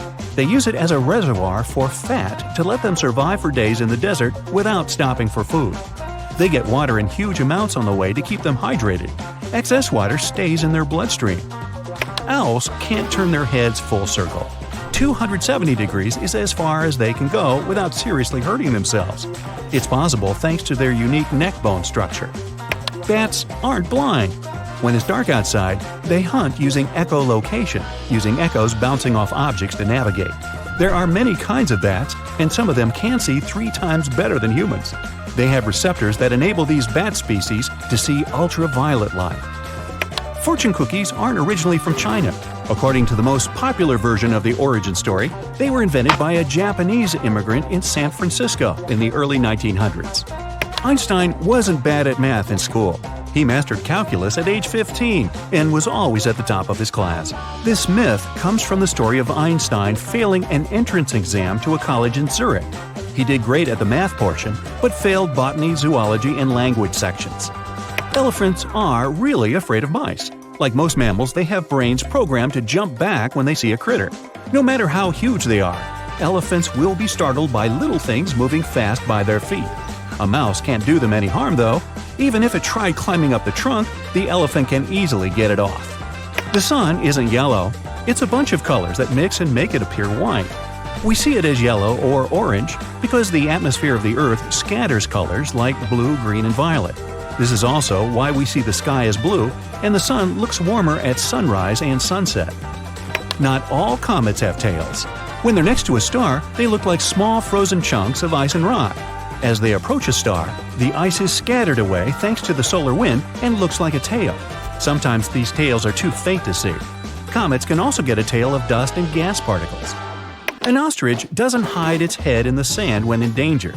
They are the fastest two-legged animals and can outrun almost any intruder or kick them with their powerful legs. They sometimes bend down to eat some sand for better digestion. They also do it to check their eggs in the ground when they start a family. You can sleep outside after washing your hair and it won't make you sick. Even sleeping outside in sub-zero temperatures at that time can just make you chilly and make your hair freeze. Viruses cause colds, and they don't care about your hair condition. The Earth doesn't get closer to the Sun in the summer. In reality, it's farthest from the Sun in July and closest to it in January. It's warmer in the summer because the axis of our planet is tilted, letting its northern part catch more sunlight for half of the year and the southern part for the other half. So, in summer, the Sun is above the horizon for up to 17 hours a day and just for around 6 hours during winter. You can't see millions of stars even on the clearest night and far from sources of light. The highest number you can see if you have really good eyesight is around 3,000 of them. They are the ones that are close enough and bright enough. Some other luminous objects you can spot are planets, distant galaxies, and artificial satellites. The Moon really doesn't have a dark side. It's tidally locked with Earth, so we always see just one side of it. The Sun, the Moon, and our Earth are all constantly moving. So there are times when the side of the Moon visible to us is lit, and then its other side. It only seems dark to us. No worries, you don't eat 8 spiders every night in your sleep. Most people sleep with their mouths closed, so a spider can't make it inside. Even if you sleep with your mouth wide open, the powerful vibrations you produce while breathing and a warm stream of air coming out of your mouth will scare away any little spider. A penny dropped from the Empire State Building won't damage anyone on the ground. It's lightweight and can't speed up enough to be that devastating. The coin's speed does grow with every passing second during the fall, but the air resistance increases too. The worst it can do to a passerby is sting a little. Mammoths were really still roaming the planet at the time the pyramids in Giza were built. Most mammoths had been wiped out around 10,000 years ago, but a small population of 500 to 1,000 woolly mammoths lived in the Arctic until as recently as 1650 BCE. The Great Pyramid of Giza had existed for 1,000 years by the time the last woolly mammoth disappeared. Your tongue doesn't have bitter, sweet, sour, salty, or umami sections for tasting, not even udaddy. Each of the 8,000 taste buds that you have on the tongue, the roof of the mouth, and even in the throat can detect all the tastes the same way. You don't have to worry about putting certain foods in certain places in your mouth to get a better taste. Fingerprints aren't 100% unique. Related people can have somewhat similar patterns. Plus, with over 7 billion people on the planet right now, and not all of the fingerprints recorded, we can't be sure anyway. Your brain has more nerve connections than there are stars in the Milky Way galaxy. It's around 200 billion stars versus 100 billion nerve cells multiplied by 40,000 nerve connections. It's impossible to breathe and swallow at the same time. There's a food pipe and a windpipe at the back of your mouth. When you swallow, the air could take the food through the wrong pipe down to your lungs. The consequences would be dramatic. To prevent it from happening, there's a flap guarding the windpipe. When food or drink is going through, breathing is temporarily paused. You can't hum while holding your nose. You're exhaling during humming, and when both your mouth and your nose are closed, the air can't escape. Sushi restaurants don't serve real wasabi. It would be incredibly expensive, so they replace it with dyed horseradish with mustard. The real thing is from the same family of plants. It's served fresh, grated off the stalk, and tastes sweeter. Your chances of getting it are about 0.5%, and if you do, you'll know it from a super high price. Carrots weren't originally orange. Before the 16th to 17th century, almost all of them were purple, with some rare yellow and white exceptions. Orange carrots have been cultivated by Dutch farmers. They believe they'd be easier to grow. It's true that things appear weightless in outer space, but there's gravity everywhere. The further you get from a heavy object, like Earth, the weaker it gets. Still, gravity affects every single spot in the universe that has mass. Strawberries aren't berries. Neither are raspberries or blackberries.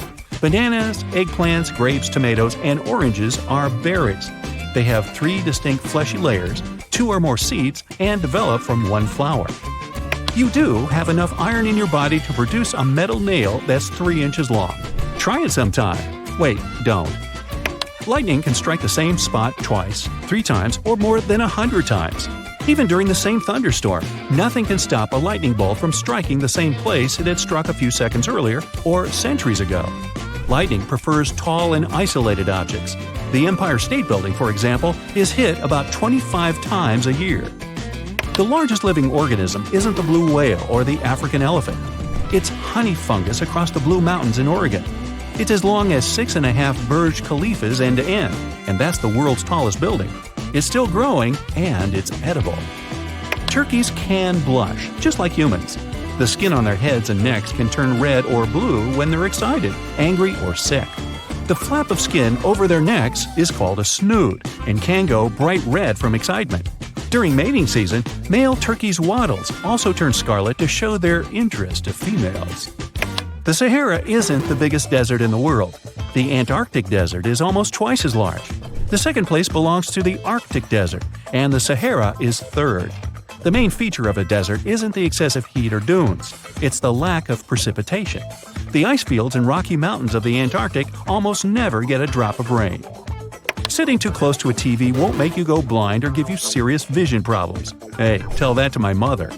It can temporarily strain your eyes, but long-term problems are super rare. Reading in the dark won't make you go blind either. Flies live longer than 24 hours. An average housefly lives for around 1 month. Fruit flies have a lifespan of 40 to 50 days. Over this time, one female fly can have up to 500 offspring. That's why leaving flies in a locked room and waiting won't solve your insect problem. Bears don't sleep for months during hibernation.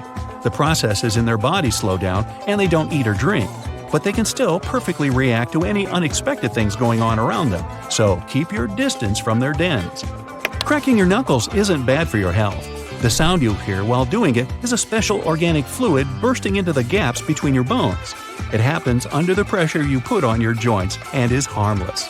Goldfish don't forget everything that happens to them after 3 seconds. Experiments have proven they can do pretty well with their tiny brains storing information for several months. They can also hide from their foes and find food. You can't fry an egg on a sidewalk, no matter how high the temperature is outside. An egg needs 158 degrees to cook though, and a sidewalk only gets to a maximum of 145 degrees. Bananas don't grow on trees. They're an herb related to the ginger family and look somewhat like aloe vera or other stem-like succulents. Chameleons don't change their color to blend in with the environment. They do it to show their mood and to communicate. They turn black when they're nervous or upset, and when they're happy, you'll see the bright green or blue. They use lighter colors to attract mates. Toilet flushes don't spin in the opposite direction in the southern hemisphere. The Earth's rotation affects things like the Gulf Stream and hurricanes, but it has no control over toilets. The direction varies from model to model and depends on the water pressure. Mustard seed isn't the smallest in the world. The record holder in this category is the orchid seed from the tropical rainforest. Some of them are so small you won't see them with an unaided eye. They pop out in the air like dust particles and land on rainforest trees to spread further. Carrots are full of vitamin A, but even that isn't enough to help you see in complete darkness. It can only help you maintain healthy eyesight. Everything in the solar system is always in motion. The moon is moving away from the Earth with each year, and our planet gets further and further from the sun.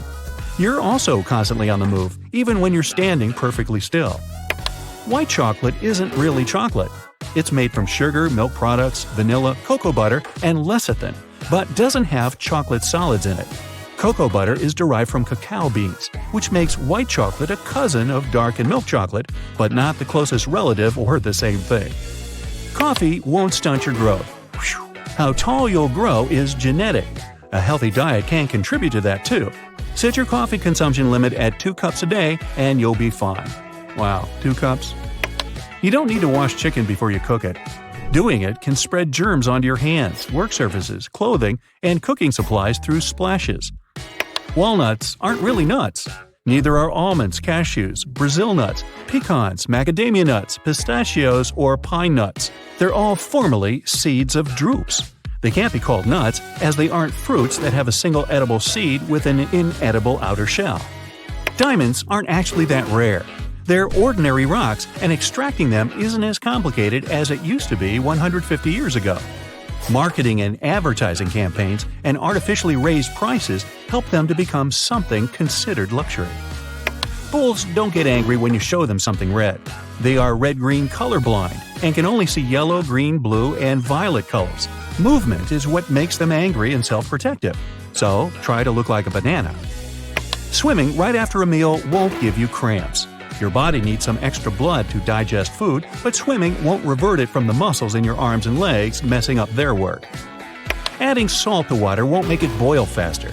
The temperature of salt water will get higher faster than that of regular water, but the boiling point will also be higher, and salt adds some extra mass to it, so things won't speed up. Kangaroos can't walk backwards. They have muscular legs, big feet, and tails, and can move forward fast but can't go in the opposite direction because of this body construction.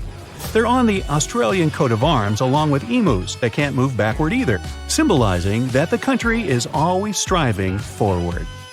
Milk won't make your bones indestructible. It does have calcium and vitamin D in it, but no magical bone-healing powers. It is good with cookies. That is not a myth. Komodo dragons are the world's heaviest lizards you can see today, mostly seen in Indonesia. But that might not be where these giant scary creatures really came from. Scientists found their fossils in eastern Australia, and what's interesting is they were about 4 million years old. They're dominant in the food chain and can take down really big animals like deer, water buffalo, and wild boar. Komodo dragons will basically eat almost anything that comes their way. Since Komodo dragons are not so picky when it comes to their meal, people believed for a long time that their bites can be fatal because of the number of bacteria in their mouths. In reality, they're one of the few venomous lizards on Earth. Gharial really looks like a creature you'd see walking by dinosaurs and fighting for its spot in the food chain in prehistoric times. These fellas have been on our planet for tens of millions of years. Look at its long, narrow mouth and sharp teeth. Its snout might look odd at first, but it's perfect to catch the food they like the most: fish. They're also good parents, even the most dedicated ones in the world of reptiles. Females lay their eggs in multiple nests close together and keep them safe from the river and potential predators. When young sense danger, they will rush to the nearest gharial and even clamber onto their heads to hide from what's chasing them. Sturgeon looks like that simple, primitive, ancient fish for a reason. It's been on our planet for at least 250 million years. Its fossils are all over the northern hemisphere. You can mostly find them in big freshwater rivers and lakes, but some species tend to travel to the oceans and return to lakes and rivers only when they need to breed. On average, they live 50 to 60 years and grow up to 18 feet.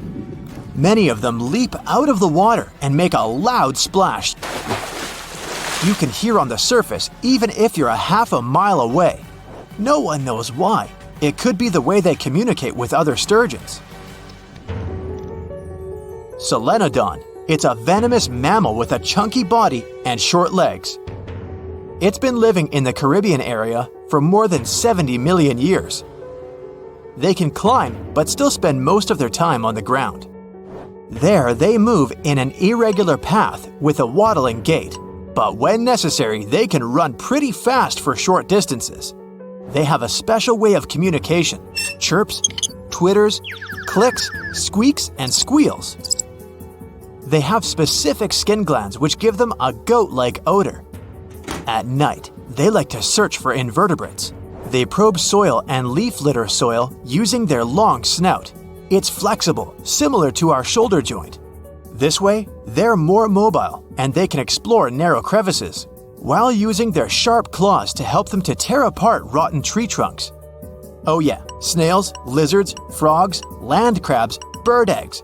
They're welcome on the menu as well. The sea lamprey is an ancient parasitic fish that lives in the western and northern Atlantic Ocean. Because of their body shape, people sometimes inaccurately describe them as lamprey eel. This species has remained mostly the same for over 340 million years and have gone through at least 4 big extinction events. They have a pretty well-developed sense of smell. That's why they use odors to communicate with each other and navigate their way through. Check out their teeth. They have at least 12 rows of them arranged in circles. A single nostril lies at the top of their heads. They're like sea vampires since they suck other fish's blood.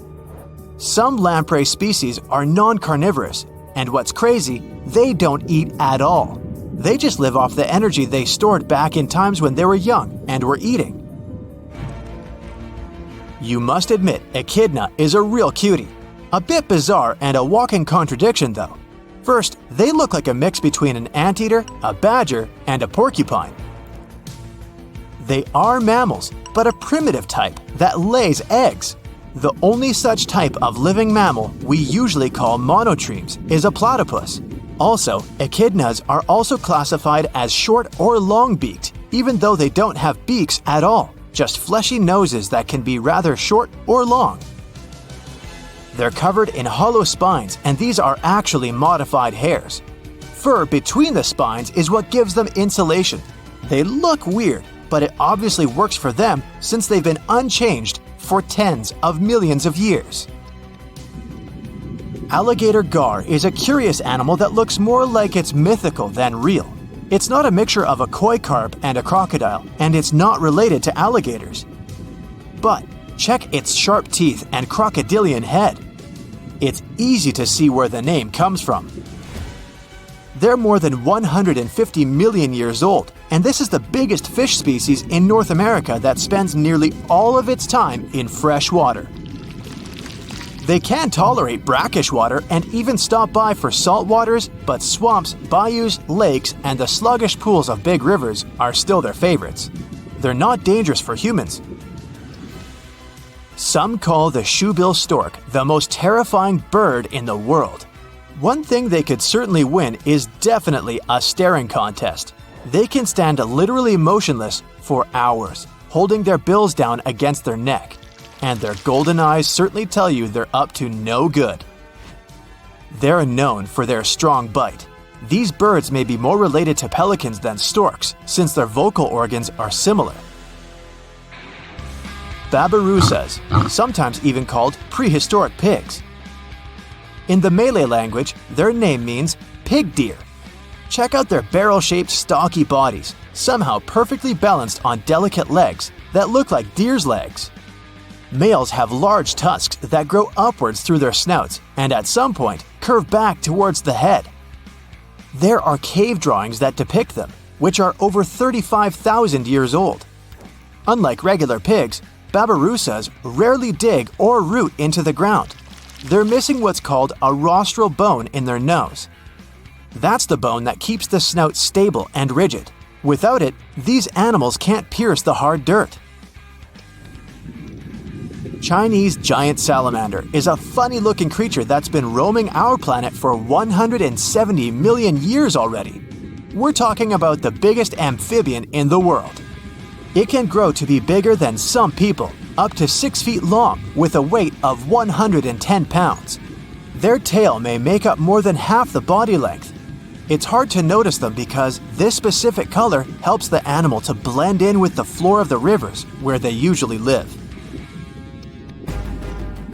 Tuatara might look like a regular iguana at first, but it's literally a living fossil since it's been around for about 250 million years. Even its body shows its ancient history. There's a primitive third eye on the top of their head. It's hard to see it though, especially because some tuataras have scales over it. Scientists think it's some sort of an ancient light sensor. The reptiles used it to set their both seasonal and daily biological functions. Tuataras can hear sounds too, even though they don't have external ears like modern-day reptiles. Fish hear sounds in the water in a similar way. Jellyfish have been present on our planet for over 500 million years. Yep, that means they're 250 million years older than the first dinosaurs. But their bodies are soft and almost completely water, so their fossils are really rare. The oldest one was discovered in Utah and was 505 million years old. One species of jellyfish is basically immortal. When it faces some kind of environmental stress that would mean an end of life for other jellyfish, these can just revert back to be a tiny blob of tissue, and then they develop, starting their life all over again. Now, one of the most common animal myths is that mice love cheese. It popped out a long time ago, probably as early as when people started storing food. Since mice are regular visitors to human homes, they were constantly looking for food they could eat. People used to store grains in glass jars. They also kept their meat hanging up high. But they'd lay the cheese on the shelf, which was an easy target for all the unwelcome pantry visitors like mice. So they ate it because they couldn't reach anything better. But a mouse will definitely more likely go after chocolate or some other sweet thing than the cheese. Who can blame them? Now, flamingos don't really stand in the water on one leg so they wouldn't get cold. This is just a simple way for them to spare the effort. It's exhausting for us humans to stand on one leg, but for them, this is the most stable position possible considering their peculiar anatomy. This pose doesn't require any muscular work. Now I'm jealous. One of the most widespread and oldest myths out there is that ostriches hide their heads in the ground every time they're scared. A long time ago, researchers thought ostriches weren't very smart because they bury their heads in the ground without being aware the rest of their large bodies are still out there, where everyone can see them. In fact, ostriches do it when they want to swallow sand and pebbles to boost their digestion or just turn over the eggs they lay in their nests. And even then, they technically don't bury their head, but put it near the ground. Otherwise, with its head in the sand, the poor thing wouldn't be able to breathe. No reason to think of an ostrich as a frightened bird. Like some other animals, it will flee if it senses there's a danger coming. And in some situations, it'll fight back and defend itself. And that's one angry bird. What do you think is the largest thing a blue whale can swallow? Well, we're talking about the biggest animal ever known to have lived on our planet. It can grow up to 100 feet long with a weight of 200 tons. Its heart is as big as a car, and its tongue can weigh as much as an average elephant. It's easy to imagine a blue whale swallowing cars, people, and even small ships, perhaps. But it's all wrong. The largest thing it can actually swallow is a grapefruit. Its throat can take the size of a small salad plate. Whales feed on small fish, plankton, and marine crustaceans, so they don't need a bigger throat. But we wouldn't be able to survive the juices inside a blue whale's stomach anyway. It would finish us within 15 seconds, similar to how long we'd last in space without a spacesuit. So don't try this. Camels don't store water in their humps. We're talking about animals with extraordinary resistance to some pretty extreme conditions. They can survive even when drinking water only every 8 to 10 days, but not because they have a secret stash on their back. It's because, when they have a chance to drink, they will swallow 50 gallons of water at one sitting. They mostly use it to replenish 30% of their total body weight, an amount they can lose by dehydration. So, they lose a lot of water but quickly regain it. Their humps are where they deposit fat, but it's not for producing water. The oxygen camels would need to inhale would cause them to lose too much water because it would evaporate through their lungs. That's why they use fat as a nutritional source for energy. This helps them survive in arid regions and times of scarcity. Now, it's a myth that anteaters vacuum ants using their noses. They don't go around looking for ants and hoovering them through their long snouts. Anteaters have very long tongues. Giant anteaters have tongues that go up to 2 feet long. It's the shape of a strand of spaghetti and covered in spiny hooks and sticky saliva that traps ants, up to 160 times in a minute, which means they eat up to 20,000 insects in a single day. That's a lot of bugs. They open anthills using their claws and then do the rest of the work with the tongue. They don't have teeth, so they only swallow all the insects they catch. Movies might have given you a false sense of security when it comes to dinos. Nope, standing very, very still couldn't save you from a raging T-Rex coming after you. It's a myth. The Dino King had bad vision.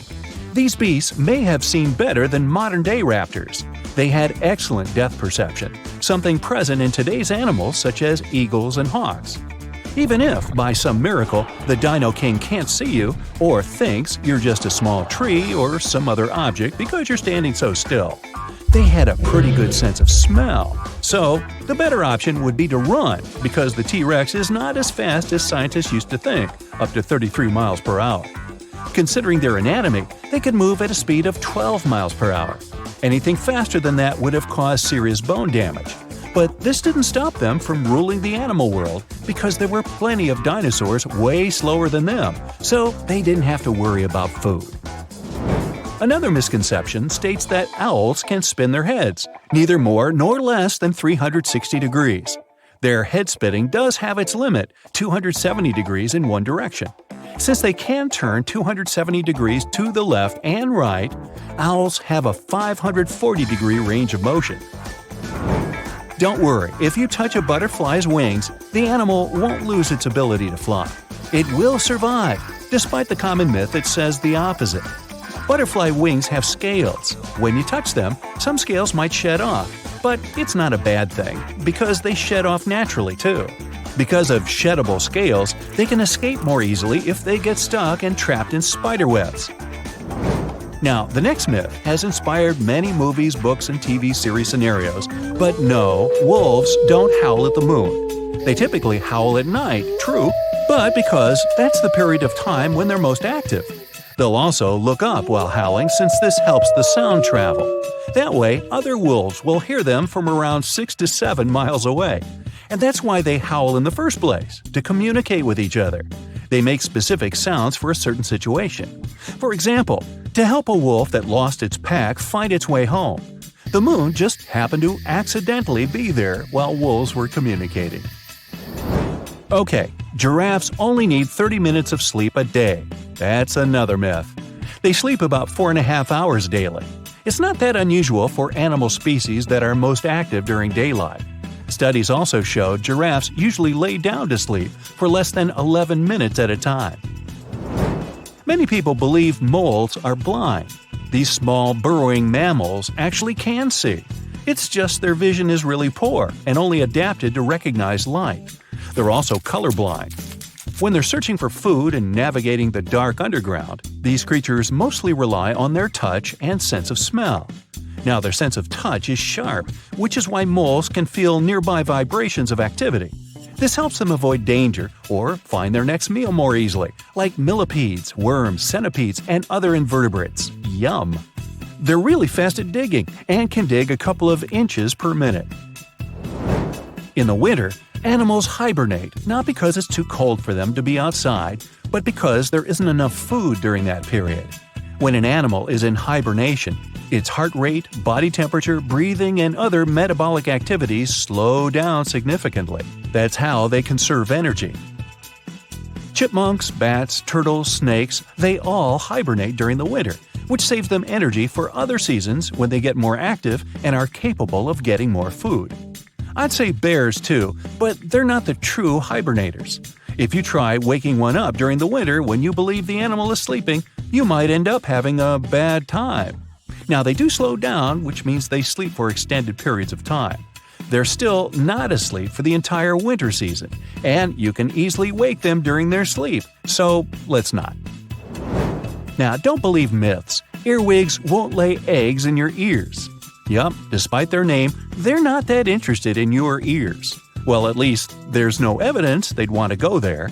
They prefer to spend their time in dark, moist places, such as under tree bark or in soil. So, your ears are off the hook. Think you know what lurks in the depths of the ocean? While nearly 95% of our oceans haven't been explored yet, it's hard not to let your imagination run wild.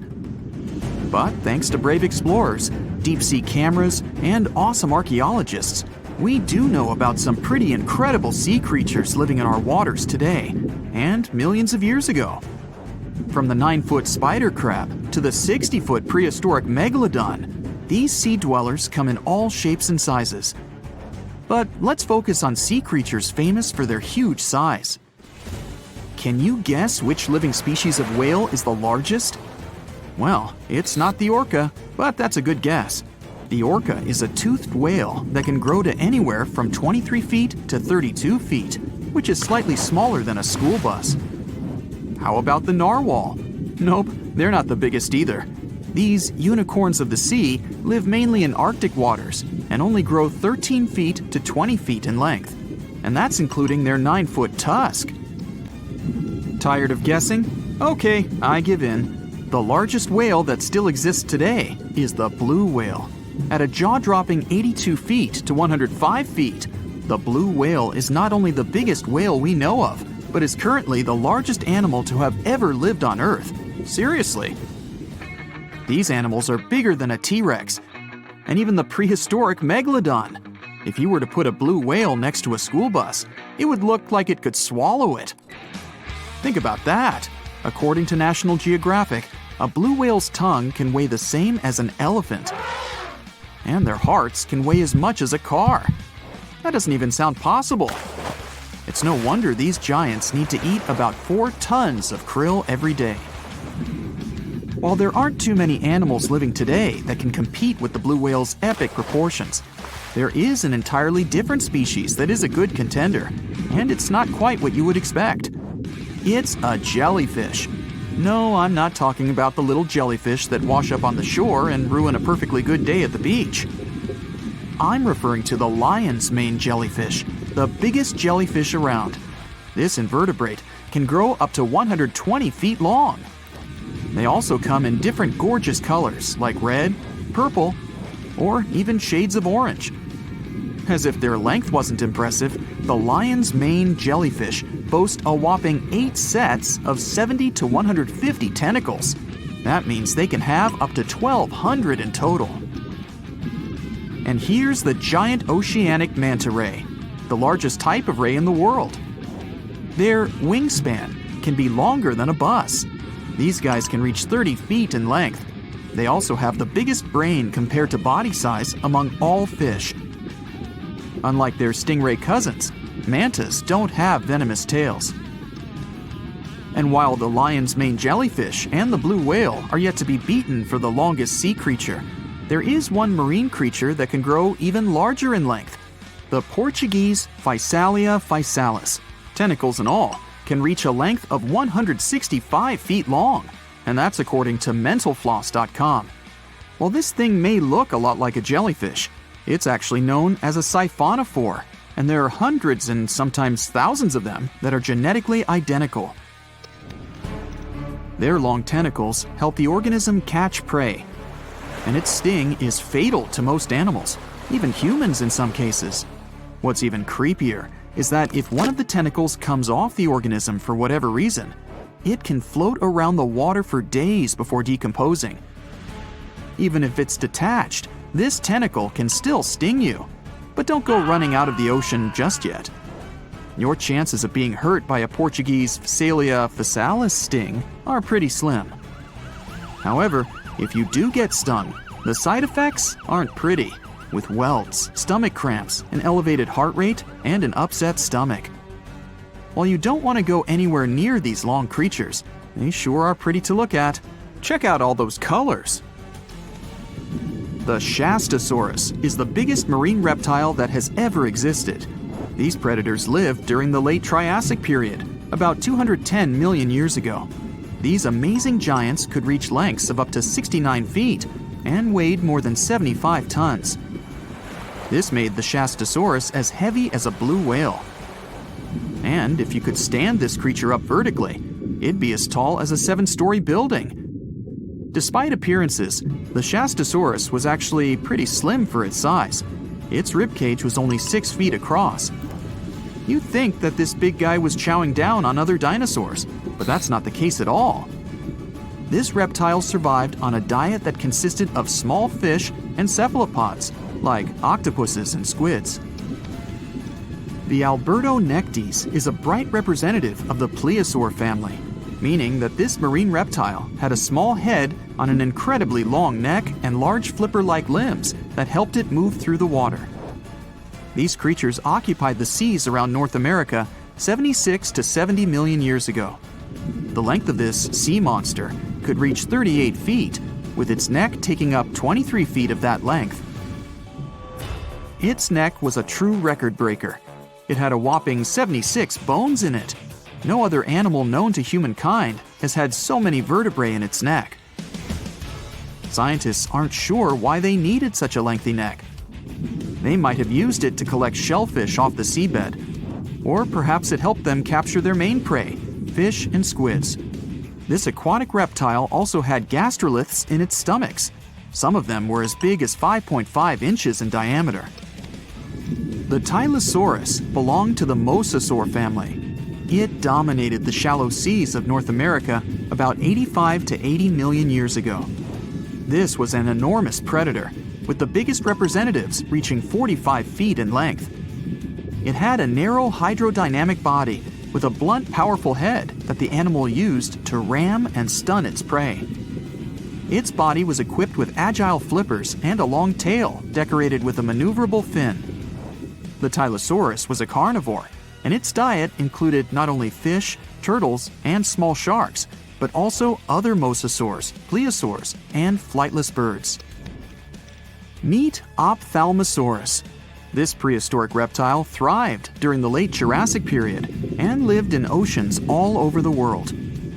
Ophthalmosaurus weighed somewhere around 6,000 pounds and grew to approximately 16 feet long, according to newdinosaurs.com. That's about the same length as the beluga whale that exists today. It's too bad these guys went extinct before we had a chance to see them ourselves, as their cartoonish wide eyes and dolphin-like features are pretty darn cute.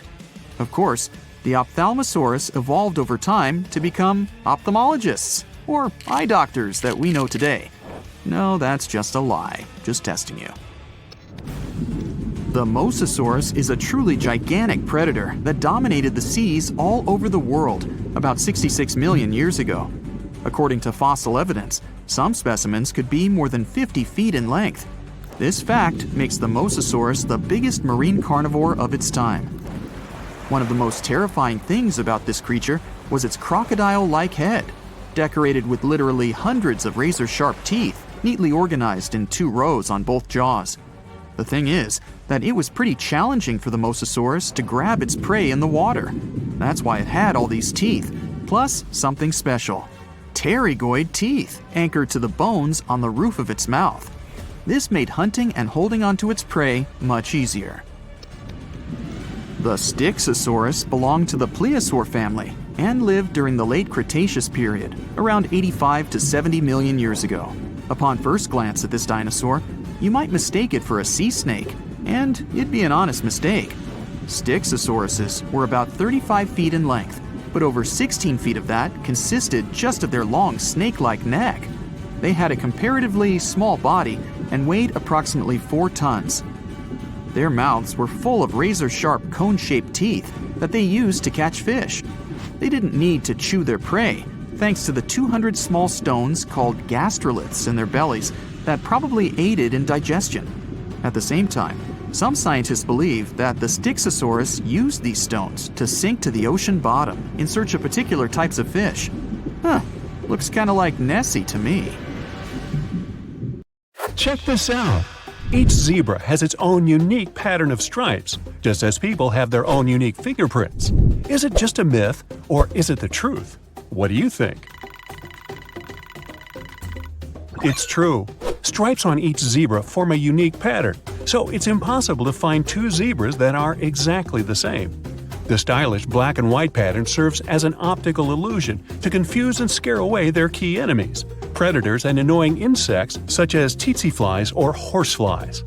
Zebras are probably aware of how fabulous they are because they take time to groom one another. So, if you ever see 2 zebras standing close to one another, they aren't biting each other, it's a friendly beauty routine. Unlike humans, zebras can't scratch themselves on their own that easily, so they're just pulling loose hairs off each other. I do that.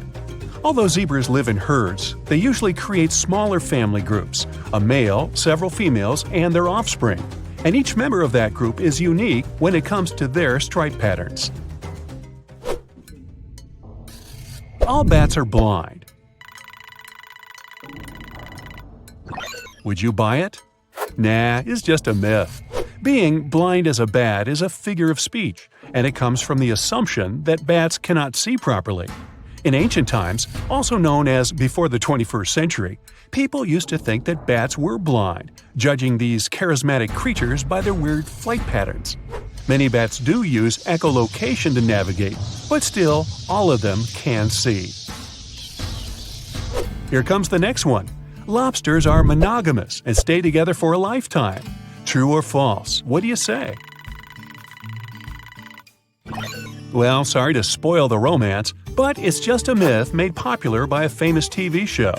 In real life, lobsters aren't monogamous at all.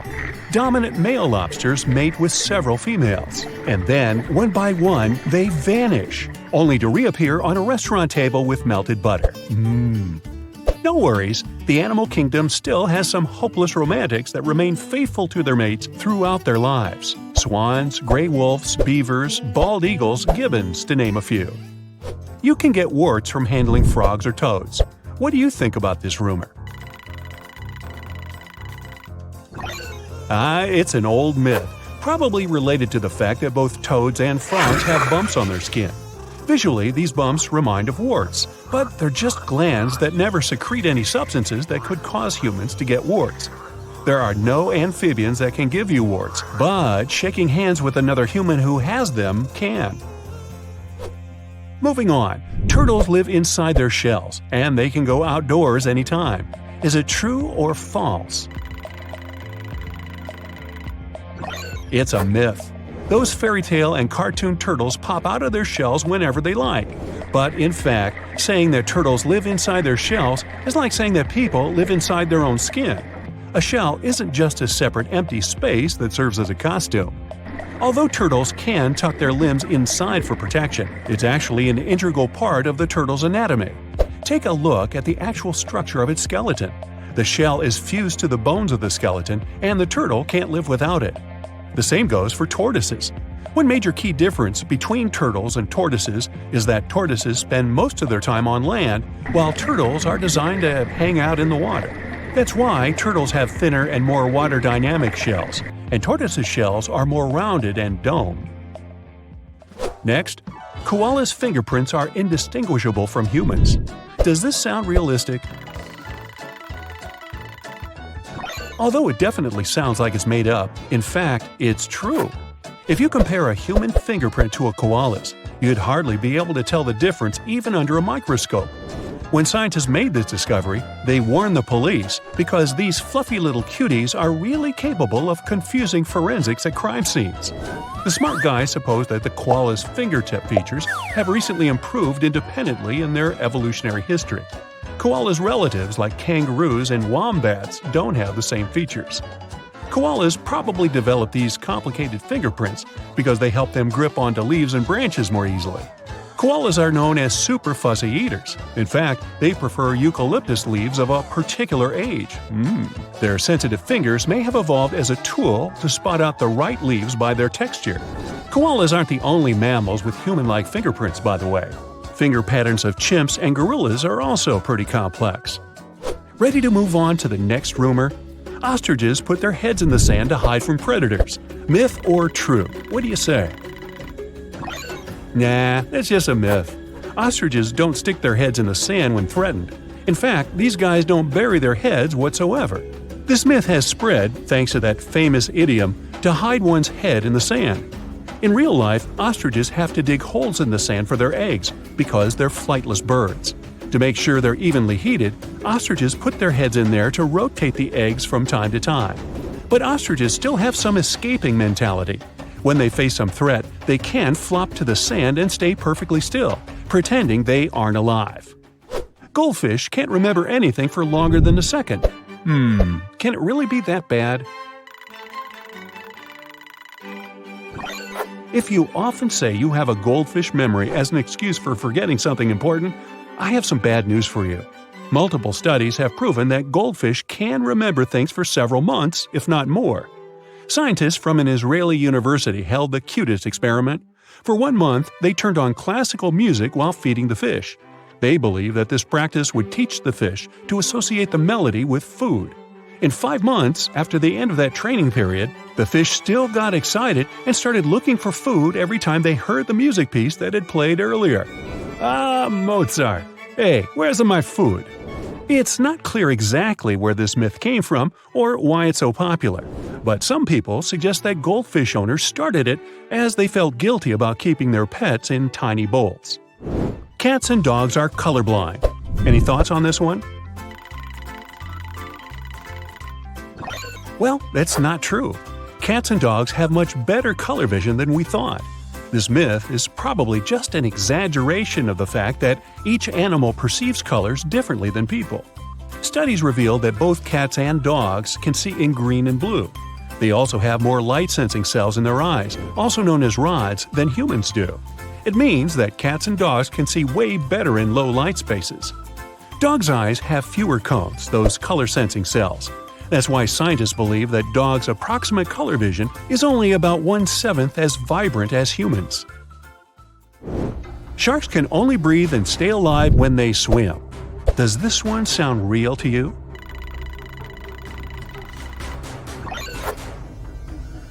According to a popular misbelief, sharks can breathe only while moving because swimming helps them push water over their gills.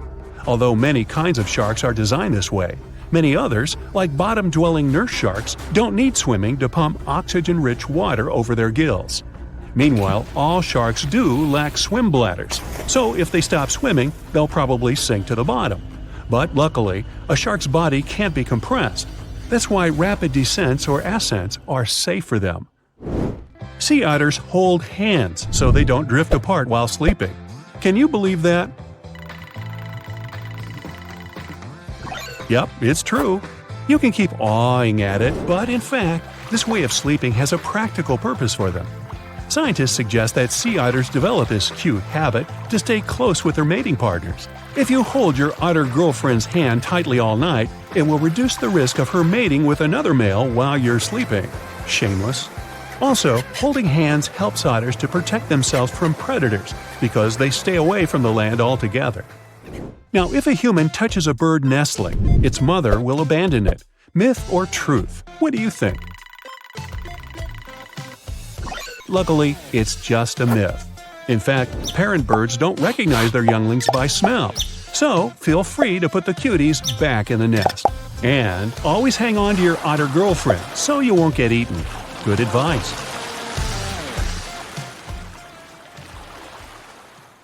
Oceans cover 70% of the Earth. On average, the ocean is 8 Empire State Buildings deep, and less than 5% of its mysterious depths have been explored. It's even possible to find lakes and rivers beneath the ocean. They're denser than the rest of the water surrounding them, so you can clearly see the difference. When the coral is in shallow waters, intense sunlight can damage the algae living inside it. To protect the algae, the coral produces some proteins that act as some kind of sunscreen for it, so they really don't need to spend money on it. Okay, most of the ocean may not be explored, but what we do know is about 20 million tons of gold is dispersed through its dark waters. It's concentrated in really small amounts, which is why it doesn't pay off to mine it. If we could take it out, every person on the planet would get 9 pounds of gold. When sharks need their morning joe, they go to a cafe too. Back in 2002, researchers found an area in the Pacific Ocean called the White Shark Cafe, where great white sharks come during the winter. They simply hang out, tell jokes, and laugh at stories of how many humans they've scared, and then go back to the coast to scare us a little bit more when the weather gets warmer. Hey, have you had a great white latte? Try one. The widest point of the Pacific Ocean goes from Indonesia to Colombia, and at that part it's 12,300 miles across, over 5 times wider than the diameter of the moon. We might imagine oceans are cold, especially in depths where the temperature is only 40 degrees Fahrenheit. But there's an exception. Water that comes out of hydrothermal vents in the seafloor has a temperature of up to 750 degrees. Humans are the only animals whose brain gets smaller. Yup, as we get older, it tends to shrink. It can do so even because of isolation and loneliness. Other animals, even some of our distant cousins from another side of the family tree, like monkeys and chimpanzees, have no problem with that. I'm guessing television is the probable cause. Our eardrums have nothing to do with the sense of sight, but they still move when we move our eyes. In the average lifetime, our heart beats over 2.5 billion times. I've counted. Our nose can detect over 1 trillion smells, and our lips are hundreds of times more sensitive than the tips of our fingers. 2 of our body parts never stop growing: your nose and your ears. Cockroaches are tough. They can survive harsh conditions and have been around since dinosaurs ruled our planet. But the termite queen beats all that, with a lifespan of 50 years. That's the longest any insect can live. Regular termites live only 1 to 2 years. It's not the water camels store in their humps, but fat. They store water in their bloodstream. These can fly really high, more than 29,500 feet, which is even higher than Mount Everest, the tallest mountain on our planet. Sloths are able to hold their breath longer than dolphins. Yup, they slow their heart rates, and they can stay that way for almost 40 minutes. Dolphins have to come to the surface to catch some air every 10 minutes.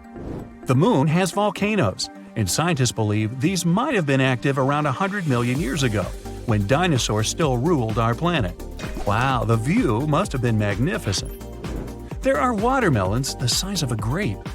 Cucamelons, if you prefer, mouse melons, actually look like really small watermelons, but at the same time have a citrus flavor. Not just mouse melons, there's also the kangaroo mouse. This animal doesn't feel the need to drink water. It lives in the Nevada desert, and since its habitat is really dry, it simply learned to quench its thirst through seeds it likes to eat. You may think parking is expensive in the area where you live, but it's probably cheaper than a spot you'd pay in Hong Kong. Just a 135 square foot spot placed in front of the center, which is the 5th tallest building in the city, was purchased for almost $1 million. I'll take a bus ticket, please. Speaking of expensive, and I was, the world's priciest hot dog is $169, and you can try it out in Seattle, Washington. I don't have the money, but I am a little intrigued, must admit. An Australian barista set a world record for the most cappuccinos made in 1 hour, 420 of them. That's really a Java jive. You can taste garlic with your feet. Rub a clove right in your feet, of course take the socks off beforehand, and wait for it. The chemical responsible for its unique smell can be absorbed through the skin, even though the clove was never in your mouth. By the way, lobsters can try out the same experiment. Well, they actually taste any food with their feet. Okay, researchers have found many things that are evidence of prehistoric animals or our human ancestors that lived thousands of years ago, like bones, teeth, stone tools, and a piece of chewing gum, dating from almost 10,000 years ago. In Tibet, there are black diamond apples that aren't green or red, but dark purple. The place where they grow has plenty of ultraviolet light over the day, while the temperatures drastically go down during the night, which makes the apple skin get a darker color. Australia has a lake of naturally bubblegum pink color. The unusual color is there because of the pigment from a certain type of algae living there. Clouds look so fluffy like they're made of giant puffs of cotton, but the average one weighs around 1.1 million pounds, so please stay up there. A farmer from Iowa got hiccups that didn't stop for the next 68 years. First, hiccuping was about 40 times a minute, and after a while, 20 times. He actually spent 70% of his life hiccuping. 1 million seconds is somewhere around 12 days, and 1 billion seconds is almost 32 years. Nothing unusual here, just a little bit of good old math that reminds us how cool the time is. Okay, sharks may be scarier than humans, but our teeth are just as strong as theirs, just smaller. Until the beginning of the 19th century, Americans actually thought tomatoes were poisonous. So many tasty meals they missed believing that. Yup, farmers discovered not just people have regional accents, but cows also have different moos, according to the area where they live. Hey, do cows get moody? Giraffes have a tongue that's up to 20 inches long. Ooh, ice cream maybe? Actually, they can bend trees with their tongues. There's a specific type of jellyfish that's actually immortal. Hey, I can see that as a logo for a life insurance company. The Earth is orbiting the Sun, but not at a fixed speed rate. We don't sense it, but it's slowing as time goes by, so our day will become 25 hours long in about 175 million years. So don't plan that extra hour in your schedule just yet. Space is huge, duh. But there's obviously lots of empty spots since there are more trees, 3 trillion, on our planet than stars in the Milky Way, only about 300 to 400 billion. Wow. When someone mentions the biggest desert, you probably picture the endless sandy surface of the Sahara, burning under the hot sun. Well, not quite. The biggest desert is the Antarctic Polar Desert, which covers over 5.5 million square miles in Buffalo. Nah, Antarctica. Sounds strange at first, but the definition says a desert is a place that gets less than 10 inches of precipitation annually. Still, it doesn't say if it has to be hot. Ostriches don't actually hide their heads in the sand. When they sense danger, they lower down their head, neck, and body to the ground, which makes them a little bit less visible to predators. Their light-colored neck blends in with the sand, so it only looks like their head is hidden down there. The first commercial passenger flight happened at the beginning of the 20th century. It was a 23-minute flight that cost $400, which is about $8,500 today, and the plane flew between two cities in Florida. A famous Egyptian ruler, Cleopatra, lived closer to cell phones than to the time when the Great Pyramids of Egypt were completed. Well, that's a gap. Speaking of cell phones, every 2 minutes there are more photos taken than in the entire 19th century. Okay, let's add one more to those statistics. Cheese! Hi, do chameleons only change color for camouflage? No. They can actually change colors to reflect their mood. So, males turn a bright color to show their dominance, and they become darker when they get aggressive. Chameleons also change color to adapt to different temperatures. A cold chameleon will turn dark to absorb more heat, while a smoking hot chameleon will turn itself pale to reflect the sun's rays. By the way, do comedians change color for camouflage? Only if their jokes aren't getting any laughs.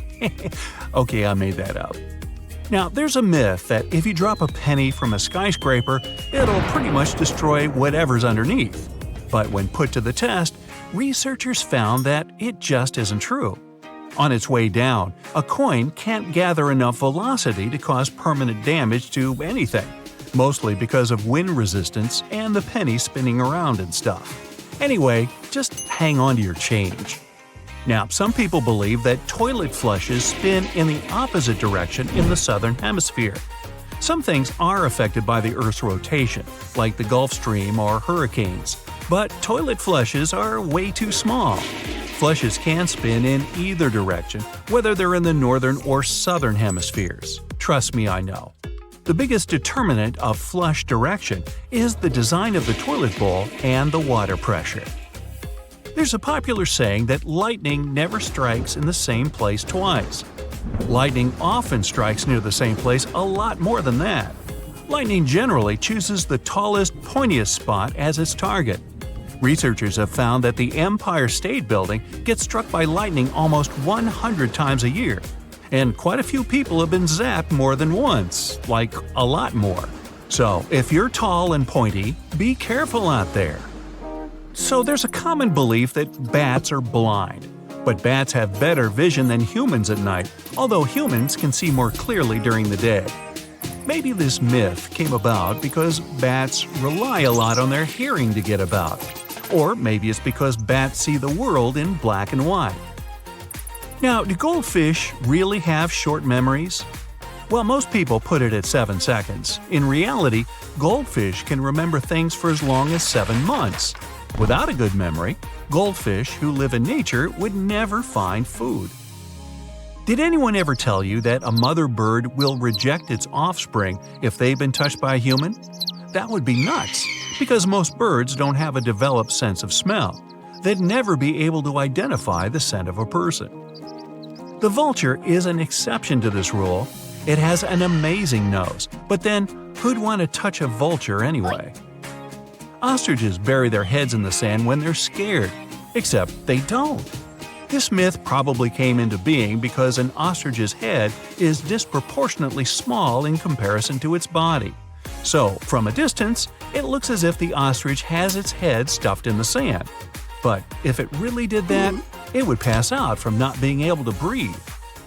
Another myth is that opossums hang on branches with their tail. The opossum does use its tail to help it climb trees, but its tail can't support its weight. Even a hulked-out calisthenics master opossum could only hang there for a few seconds max. Legend has it that a penguin will fall backward when looking up at an aircraft. Cutest myth ever. Penguins can maintain their balance no matter what, even while looking up at the sky. But low-flying airplanes may cause penguins to flee their nests in panic. Do dogs really sweat by salivating? No, they sweat through their foot pads. But salivating and panting does help them regulate their body temperature. Cat owners may think that a cat only purrs when it's happy. But cats also purr when they're hungry, distressed, or recovering from an injury. Researchers think that purring may be a self-healing trick. Somehow, it keeps their bones and muscles working better. Legend has it that if you run into a skunk, there's only one possible outcome. You're gonna stink for a while. But skunks prefer to flee from danger rather than spraying their magic juice around. That smelly spray's their last line of defense. Before that, they usually stomp their feet and slap their tails to ward off any danger. Did you know there's an alpha wolf in every pack? Except again, there isn't. Unlike captive wolves, wild wolves don't share this kind of social order. They live in family groups, like humans, where the parents are the leaders and the little ones gotta do as they're told. There's a myth that owls can turn their heads full circle, but that would cause them significant damage. But still, they can turn their heads comfortably more than halfway around because of their unique neck bone structure. If you've ever poked a turtle's shell thinking it won't hurt the guy inside, you'd be wrong. A turtle's shell is a living and feeling part of its body, with a complete nerve-ending supply. If the shell gets damaged, it can even endanger the turtle's life. There was a time when people thought that unwashed hair was the ideal habitat for head lice. But head lice don't discriminate. No, they can make themselves a home in all hair types. All they really want is a warm scalp. Most people are familiar with the phrase, "an apple a day keeps the doctor away." Apples are good for you, sure. They're packed with nutrients like fiber and vitamin C. But does anyone really think that's enough? When it comes to food hygiene, the 5-second rule just doesn't make sense. There should be a where you drop it rule to replace the 5-second one. Generally, if you drop food on your kitchen floor, it's going to pick up fewer bacteria than if you drop it at the checkout counter of a busy supermarket. Of course, that's assuming your kitchen's clean. Uh-oh. Ever wondered whether the story about chewing gum taking 7 years to digest is true? Nah, it isn't. Chewing gum isn't too different from any other food. It takes around the same time to digest, but it's not exactly nutrient-heavy. Legend has it that catching a cold is likelier to happen in cold weather. But studies have shown that weather doesn't really play a part in getting a cold. A virus does. People may experience more cold-like symptoms when the weather is icy cold, but temperature has nothing to do with recovery time or anything like that. Do people only use 10% of their brains? Well, I have some friends who seem to… never mind. No, the answer is no. Scientists who've studied brain scans say they don't show any large dormant areas of the brain. But if the myth is just about humans having a long way to go to reach their full potential, yeah, that sounds about right. One of life's no-nos is to jump into the pool right after eating. But hitting the gym after a big meal can leave you feeling just as uncomfortable as doing a few laps. Also, if you're worried about getting a cramp in the pool, those can happen anytime, not just after a meal. Does shaved hair grow back darker and thicker? Researchers say it doesn't. But shaving does give your hair a blunt tip, which can make it feel thicker. When it comes to color, that new, darker stubble is just an illusion. Some people are convinced that eating turkey leaves them feeling drowsy. It's true that turkey has a chemical that can cause drowsiness, but so does chicken or beef. Turkey's a favorite for those massive family celebrations, so that drowsiness, it's probably due to the huge amount you ate. The myth that people lose most of their body heat through their heads was probably first invented by a hat salesman. Not surprising. Scientists say that people lose only about 10% of their body heat through their heads. You lose heat through your skin, no matter where that skin is. Have you heard the saying that a full moon can affect your mind somehow? And no, but researchers believe that light from a full moon can affect your sleep, which can affect your mood. Did ancient Vikings really wear those awesome horned helmets? There's no real evidence to back up this claim. This myth probably came from books and music, looking to spice up their heroes a bit. If you want to see a Viking with a helmet, go to a Minnesota Vikings game. That's about as close as you're gonna get. Some people believe Einstein flunked math in school. Einstein himself debunked this theory by saying he mastered calculus at age 15. But Einstein did fail to enter the school of his choice because he flunked languages on his first try. But math? He passed with flying colors. Alright, check this out. Water boils faster when you add a bit of salt. Myth. It doesn't make any difference, and even if it does, it may take longer for the water to boil. But it might make your pasta taste better. Just saying. Bats are blind. Not true. The myth probably comes from the fact that they're nocturnal creatures and have extraordinary hearing abilities. They chase mostly when it's dark and rely on a thing called echolocation, but it doesn't mean they're blind. Their eyes aren't useless, they're just adjusted to low light conditions. A blue whale is so big, its tongue can weigh as much as a big elephant. True. Yep, these fellas are huge. You lose more heat through your head. Nah. The real reason why people believe it is because when it's cold, our head is the only part we're most likely to keep uncovered. If we went outside wearing just a t-shirt, we'd lose heat through our arms, not to mention legs, hips, and other parts. So, wear a hat, guys. Tongue Map says we have different parts for different tastes. Not really. There are individual taste buds that sense certain flavors more than they do with others, but it doesn't mean one area can taste sweet better than the other. Studies showed all mouth areas have taste buds sensitive to all tastes. Hey, check out this tongue map for the blue whale. Looks like she's partial to plankton. Dinosaurs were giant. Well, that's false. Movies show them as huge scaly lizards, but nope. First off, there were many smaller dinosaur species, and some of them were as small as a turkey or a pigeon. Plus, some dinos, like T-Rex, were even covered with feathers, especially at the early stages of their lives. Oxygen is colorless. Partially true. In gas form, it has no color, but in solid or liquid form, it has a sky blue shade. Chameleons change color because they want to match their surroundings. Myth. That would probably be a very tiring thing to do. In reality, some other things like mood, temperature, or the amount of light they get affect their color. When chameleons relax and stretch cells, crystals that are inside of them are affected by the light. These animals use crystals to communicate with each other. So, for example, darker shades show that they're not in such a good mood.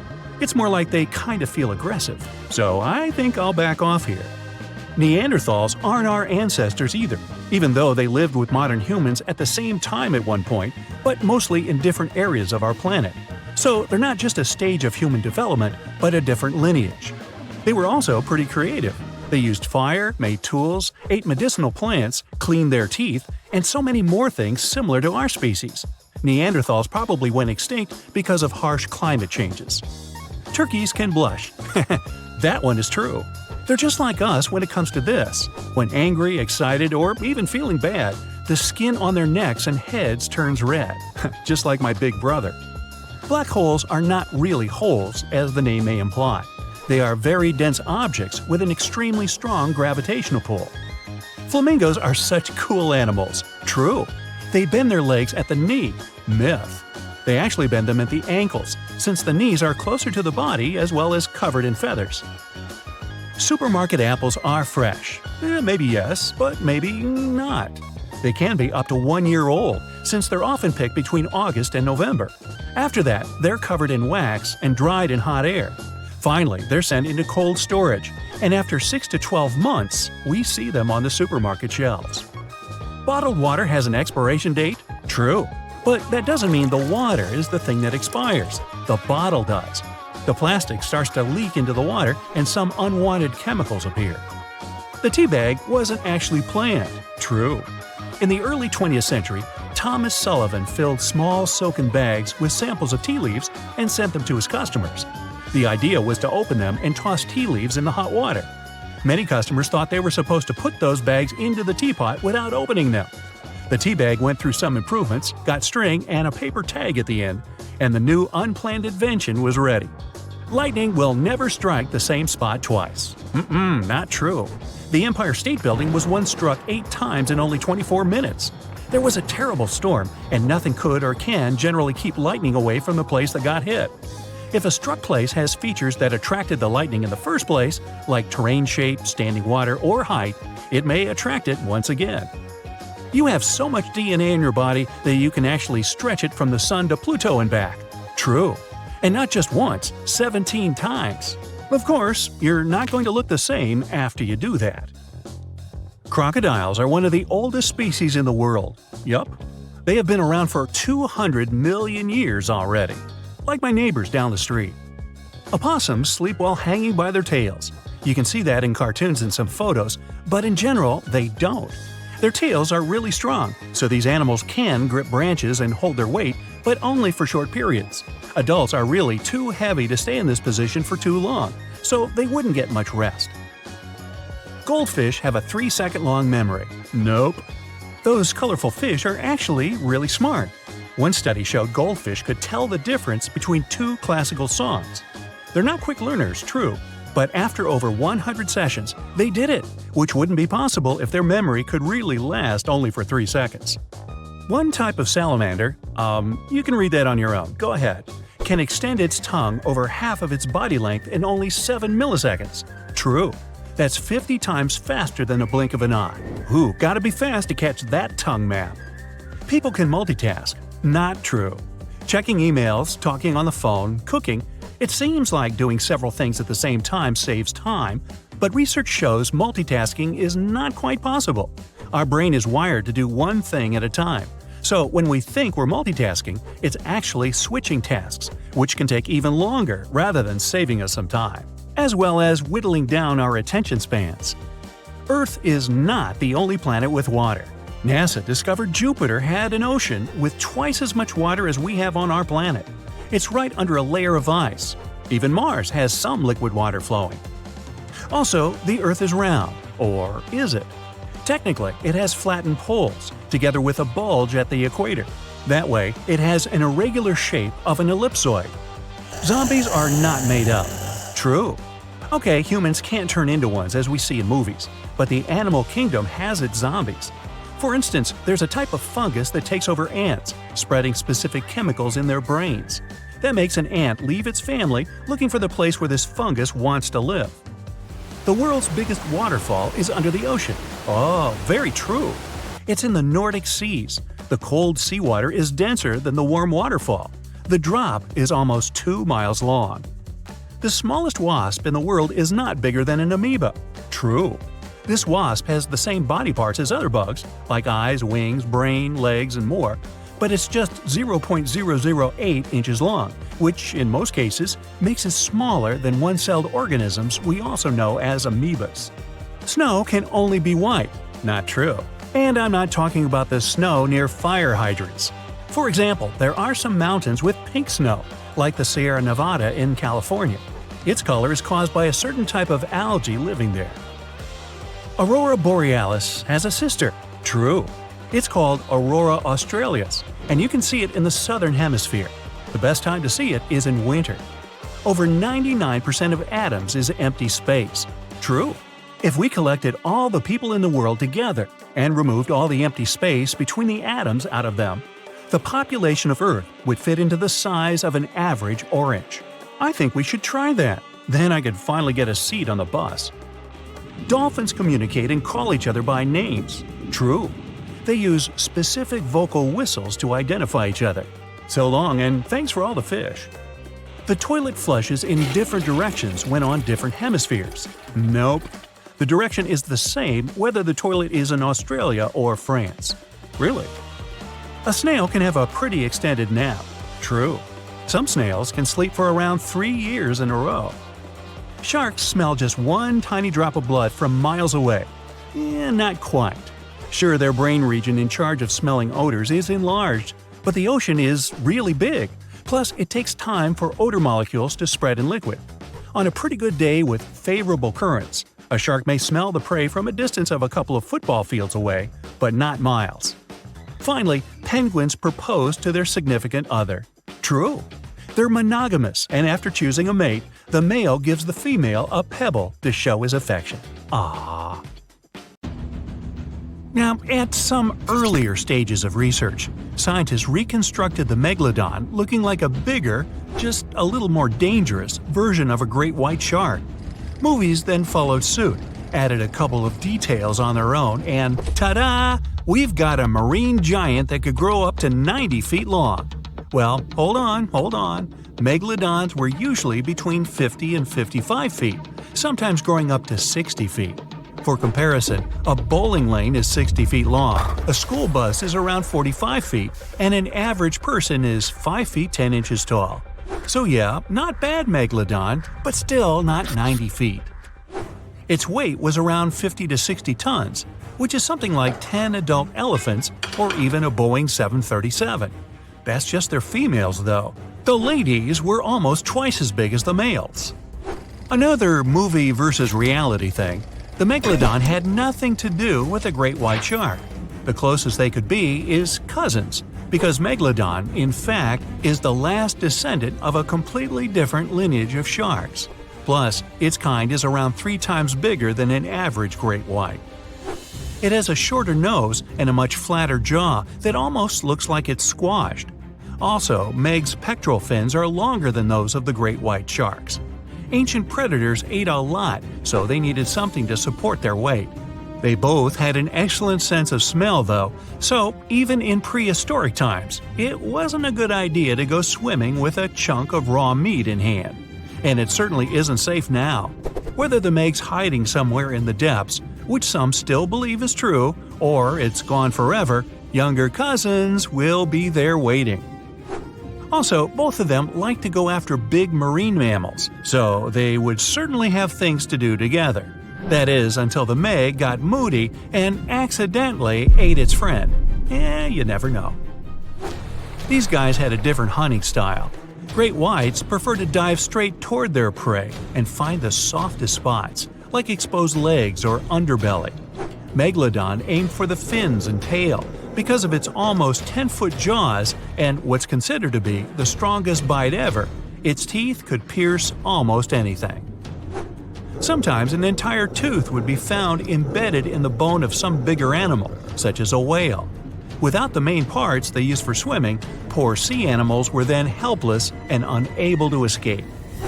Yet whales were just a smaller part of the Megalodon's diet. Seals, sea cows, squids, dolphins, other sharks, the good old Meg probably wouldn't say no to some random school of smaller fish swimming into its mouth either. Nothing better than a good snack after a big tasty dinner. Even those giant turtles weren't safe within their thick shells. The Meg probably took those as a dare challenge on a daily basis. Such a diverse diet, and in big amounts.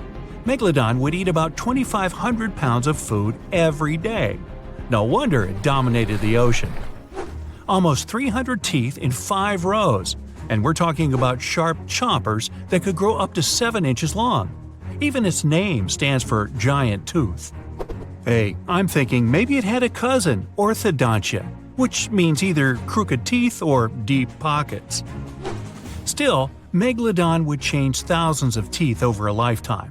Since Meg's teeth weren't that strong, they would often fall out. Then it would get new ones within 1 to 2 days, so it could continue its hunting sessions without any serious interruptions. The same thing happens with modern sharks as well. New teeth replace damaged or worn out ones. Those teeth falling out were the only thing that helped scientists do any research on the Megalodon at all. They found them all around the world. Yep, Megalodons were quite some travelers. They lived in all oceans, and their fossils were found on all continents except Antarctica. What, too cold? Since their skeletons were not made of bone but of cartilage, teeth are the only evidence they've ever even existed. They gave scientists an insight into a lot of things, including size. Even with modern sharks, scientists determine their size by the dimensions of only one tooth, and do the same with the Meg. Megalodon had the strongest bite of all living creatures on Earth. It would definitely be fun to see the clash between the Meg and, say, T-Rex. Sadly, they missed their chance to meet and establish some long-term friendship since dinosaurs went extinct over 60 million years ago.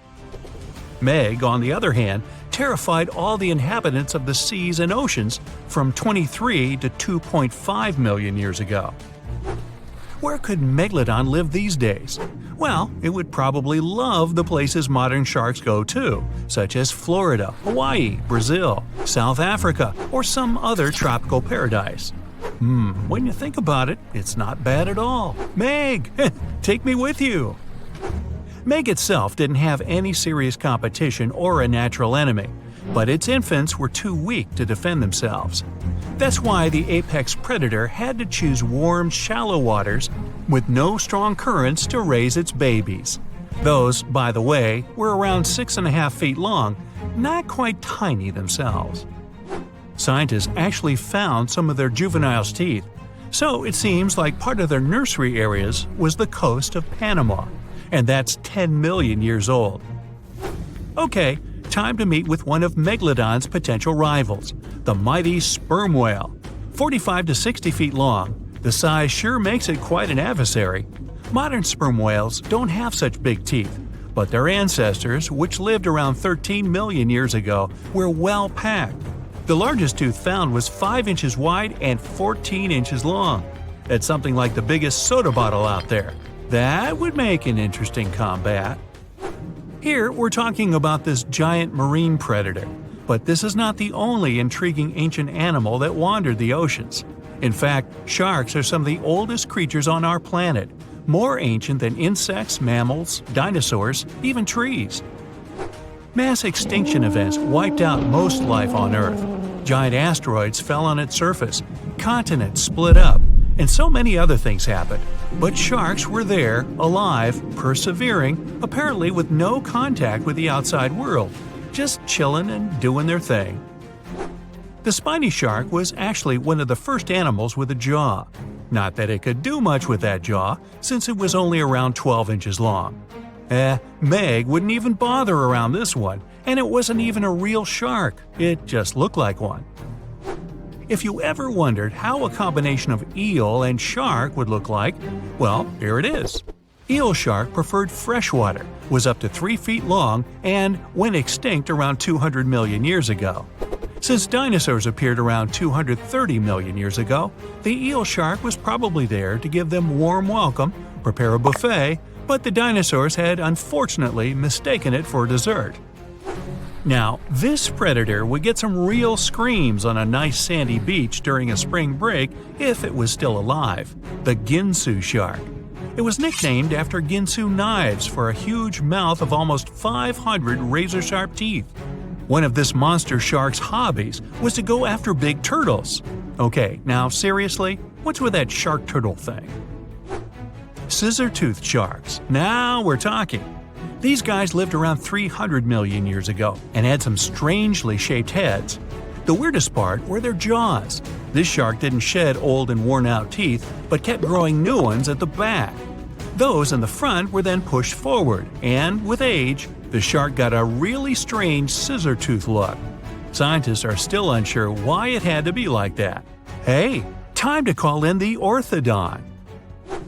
Even during the Meg's long reign, our favorite ancient predator still wasn't the only scary giant shark in town. For instance, I can't pronounce its name, so I'll just call it Mr. C. Unfortunately, not enough of its fossils were found to get more information, but some research says it had teeth more than 5 inches long. That also implies it could probably grow to be 20 feet long. Oh, and if it only left just a couple more teeth around, I guess the Meg wouldn't be the only movie star from those times. So close, C, so close.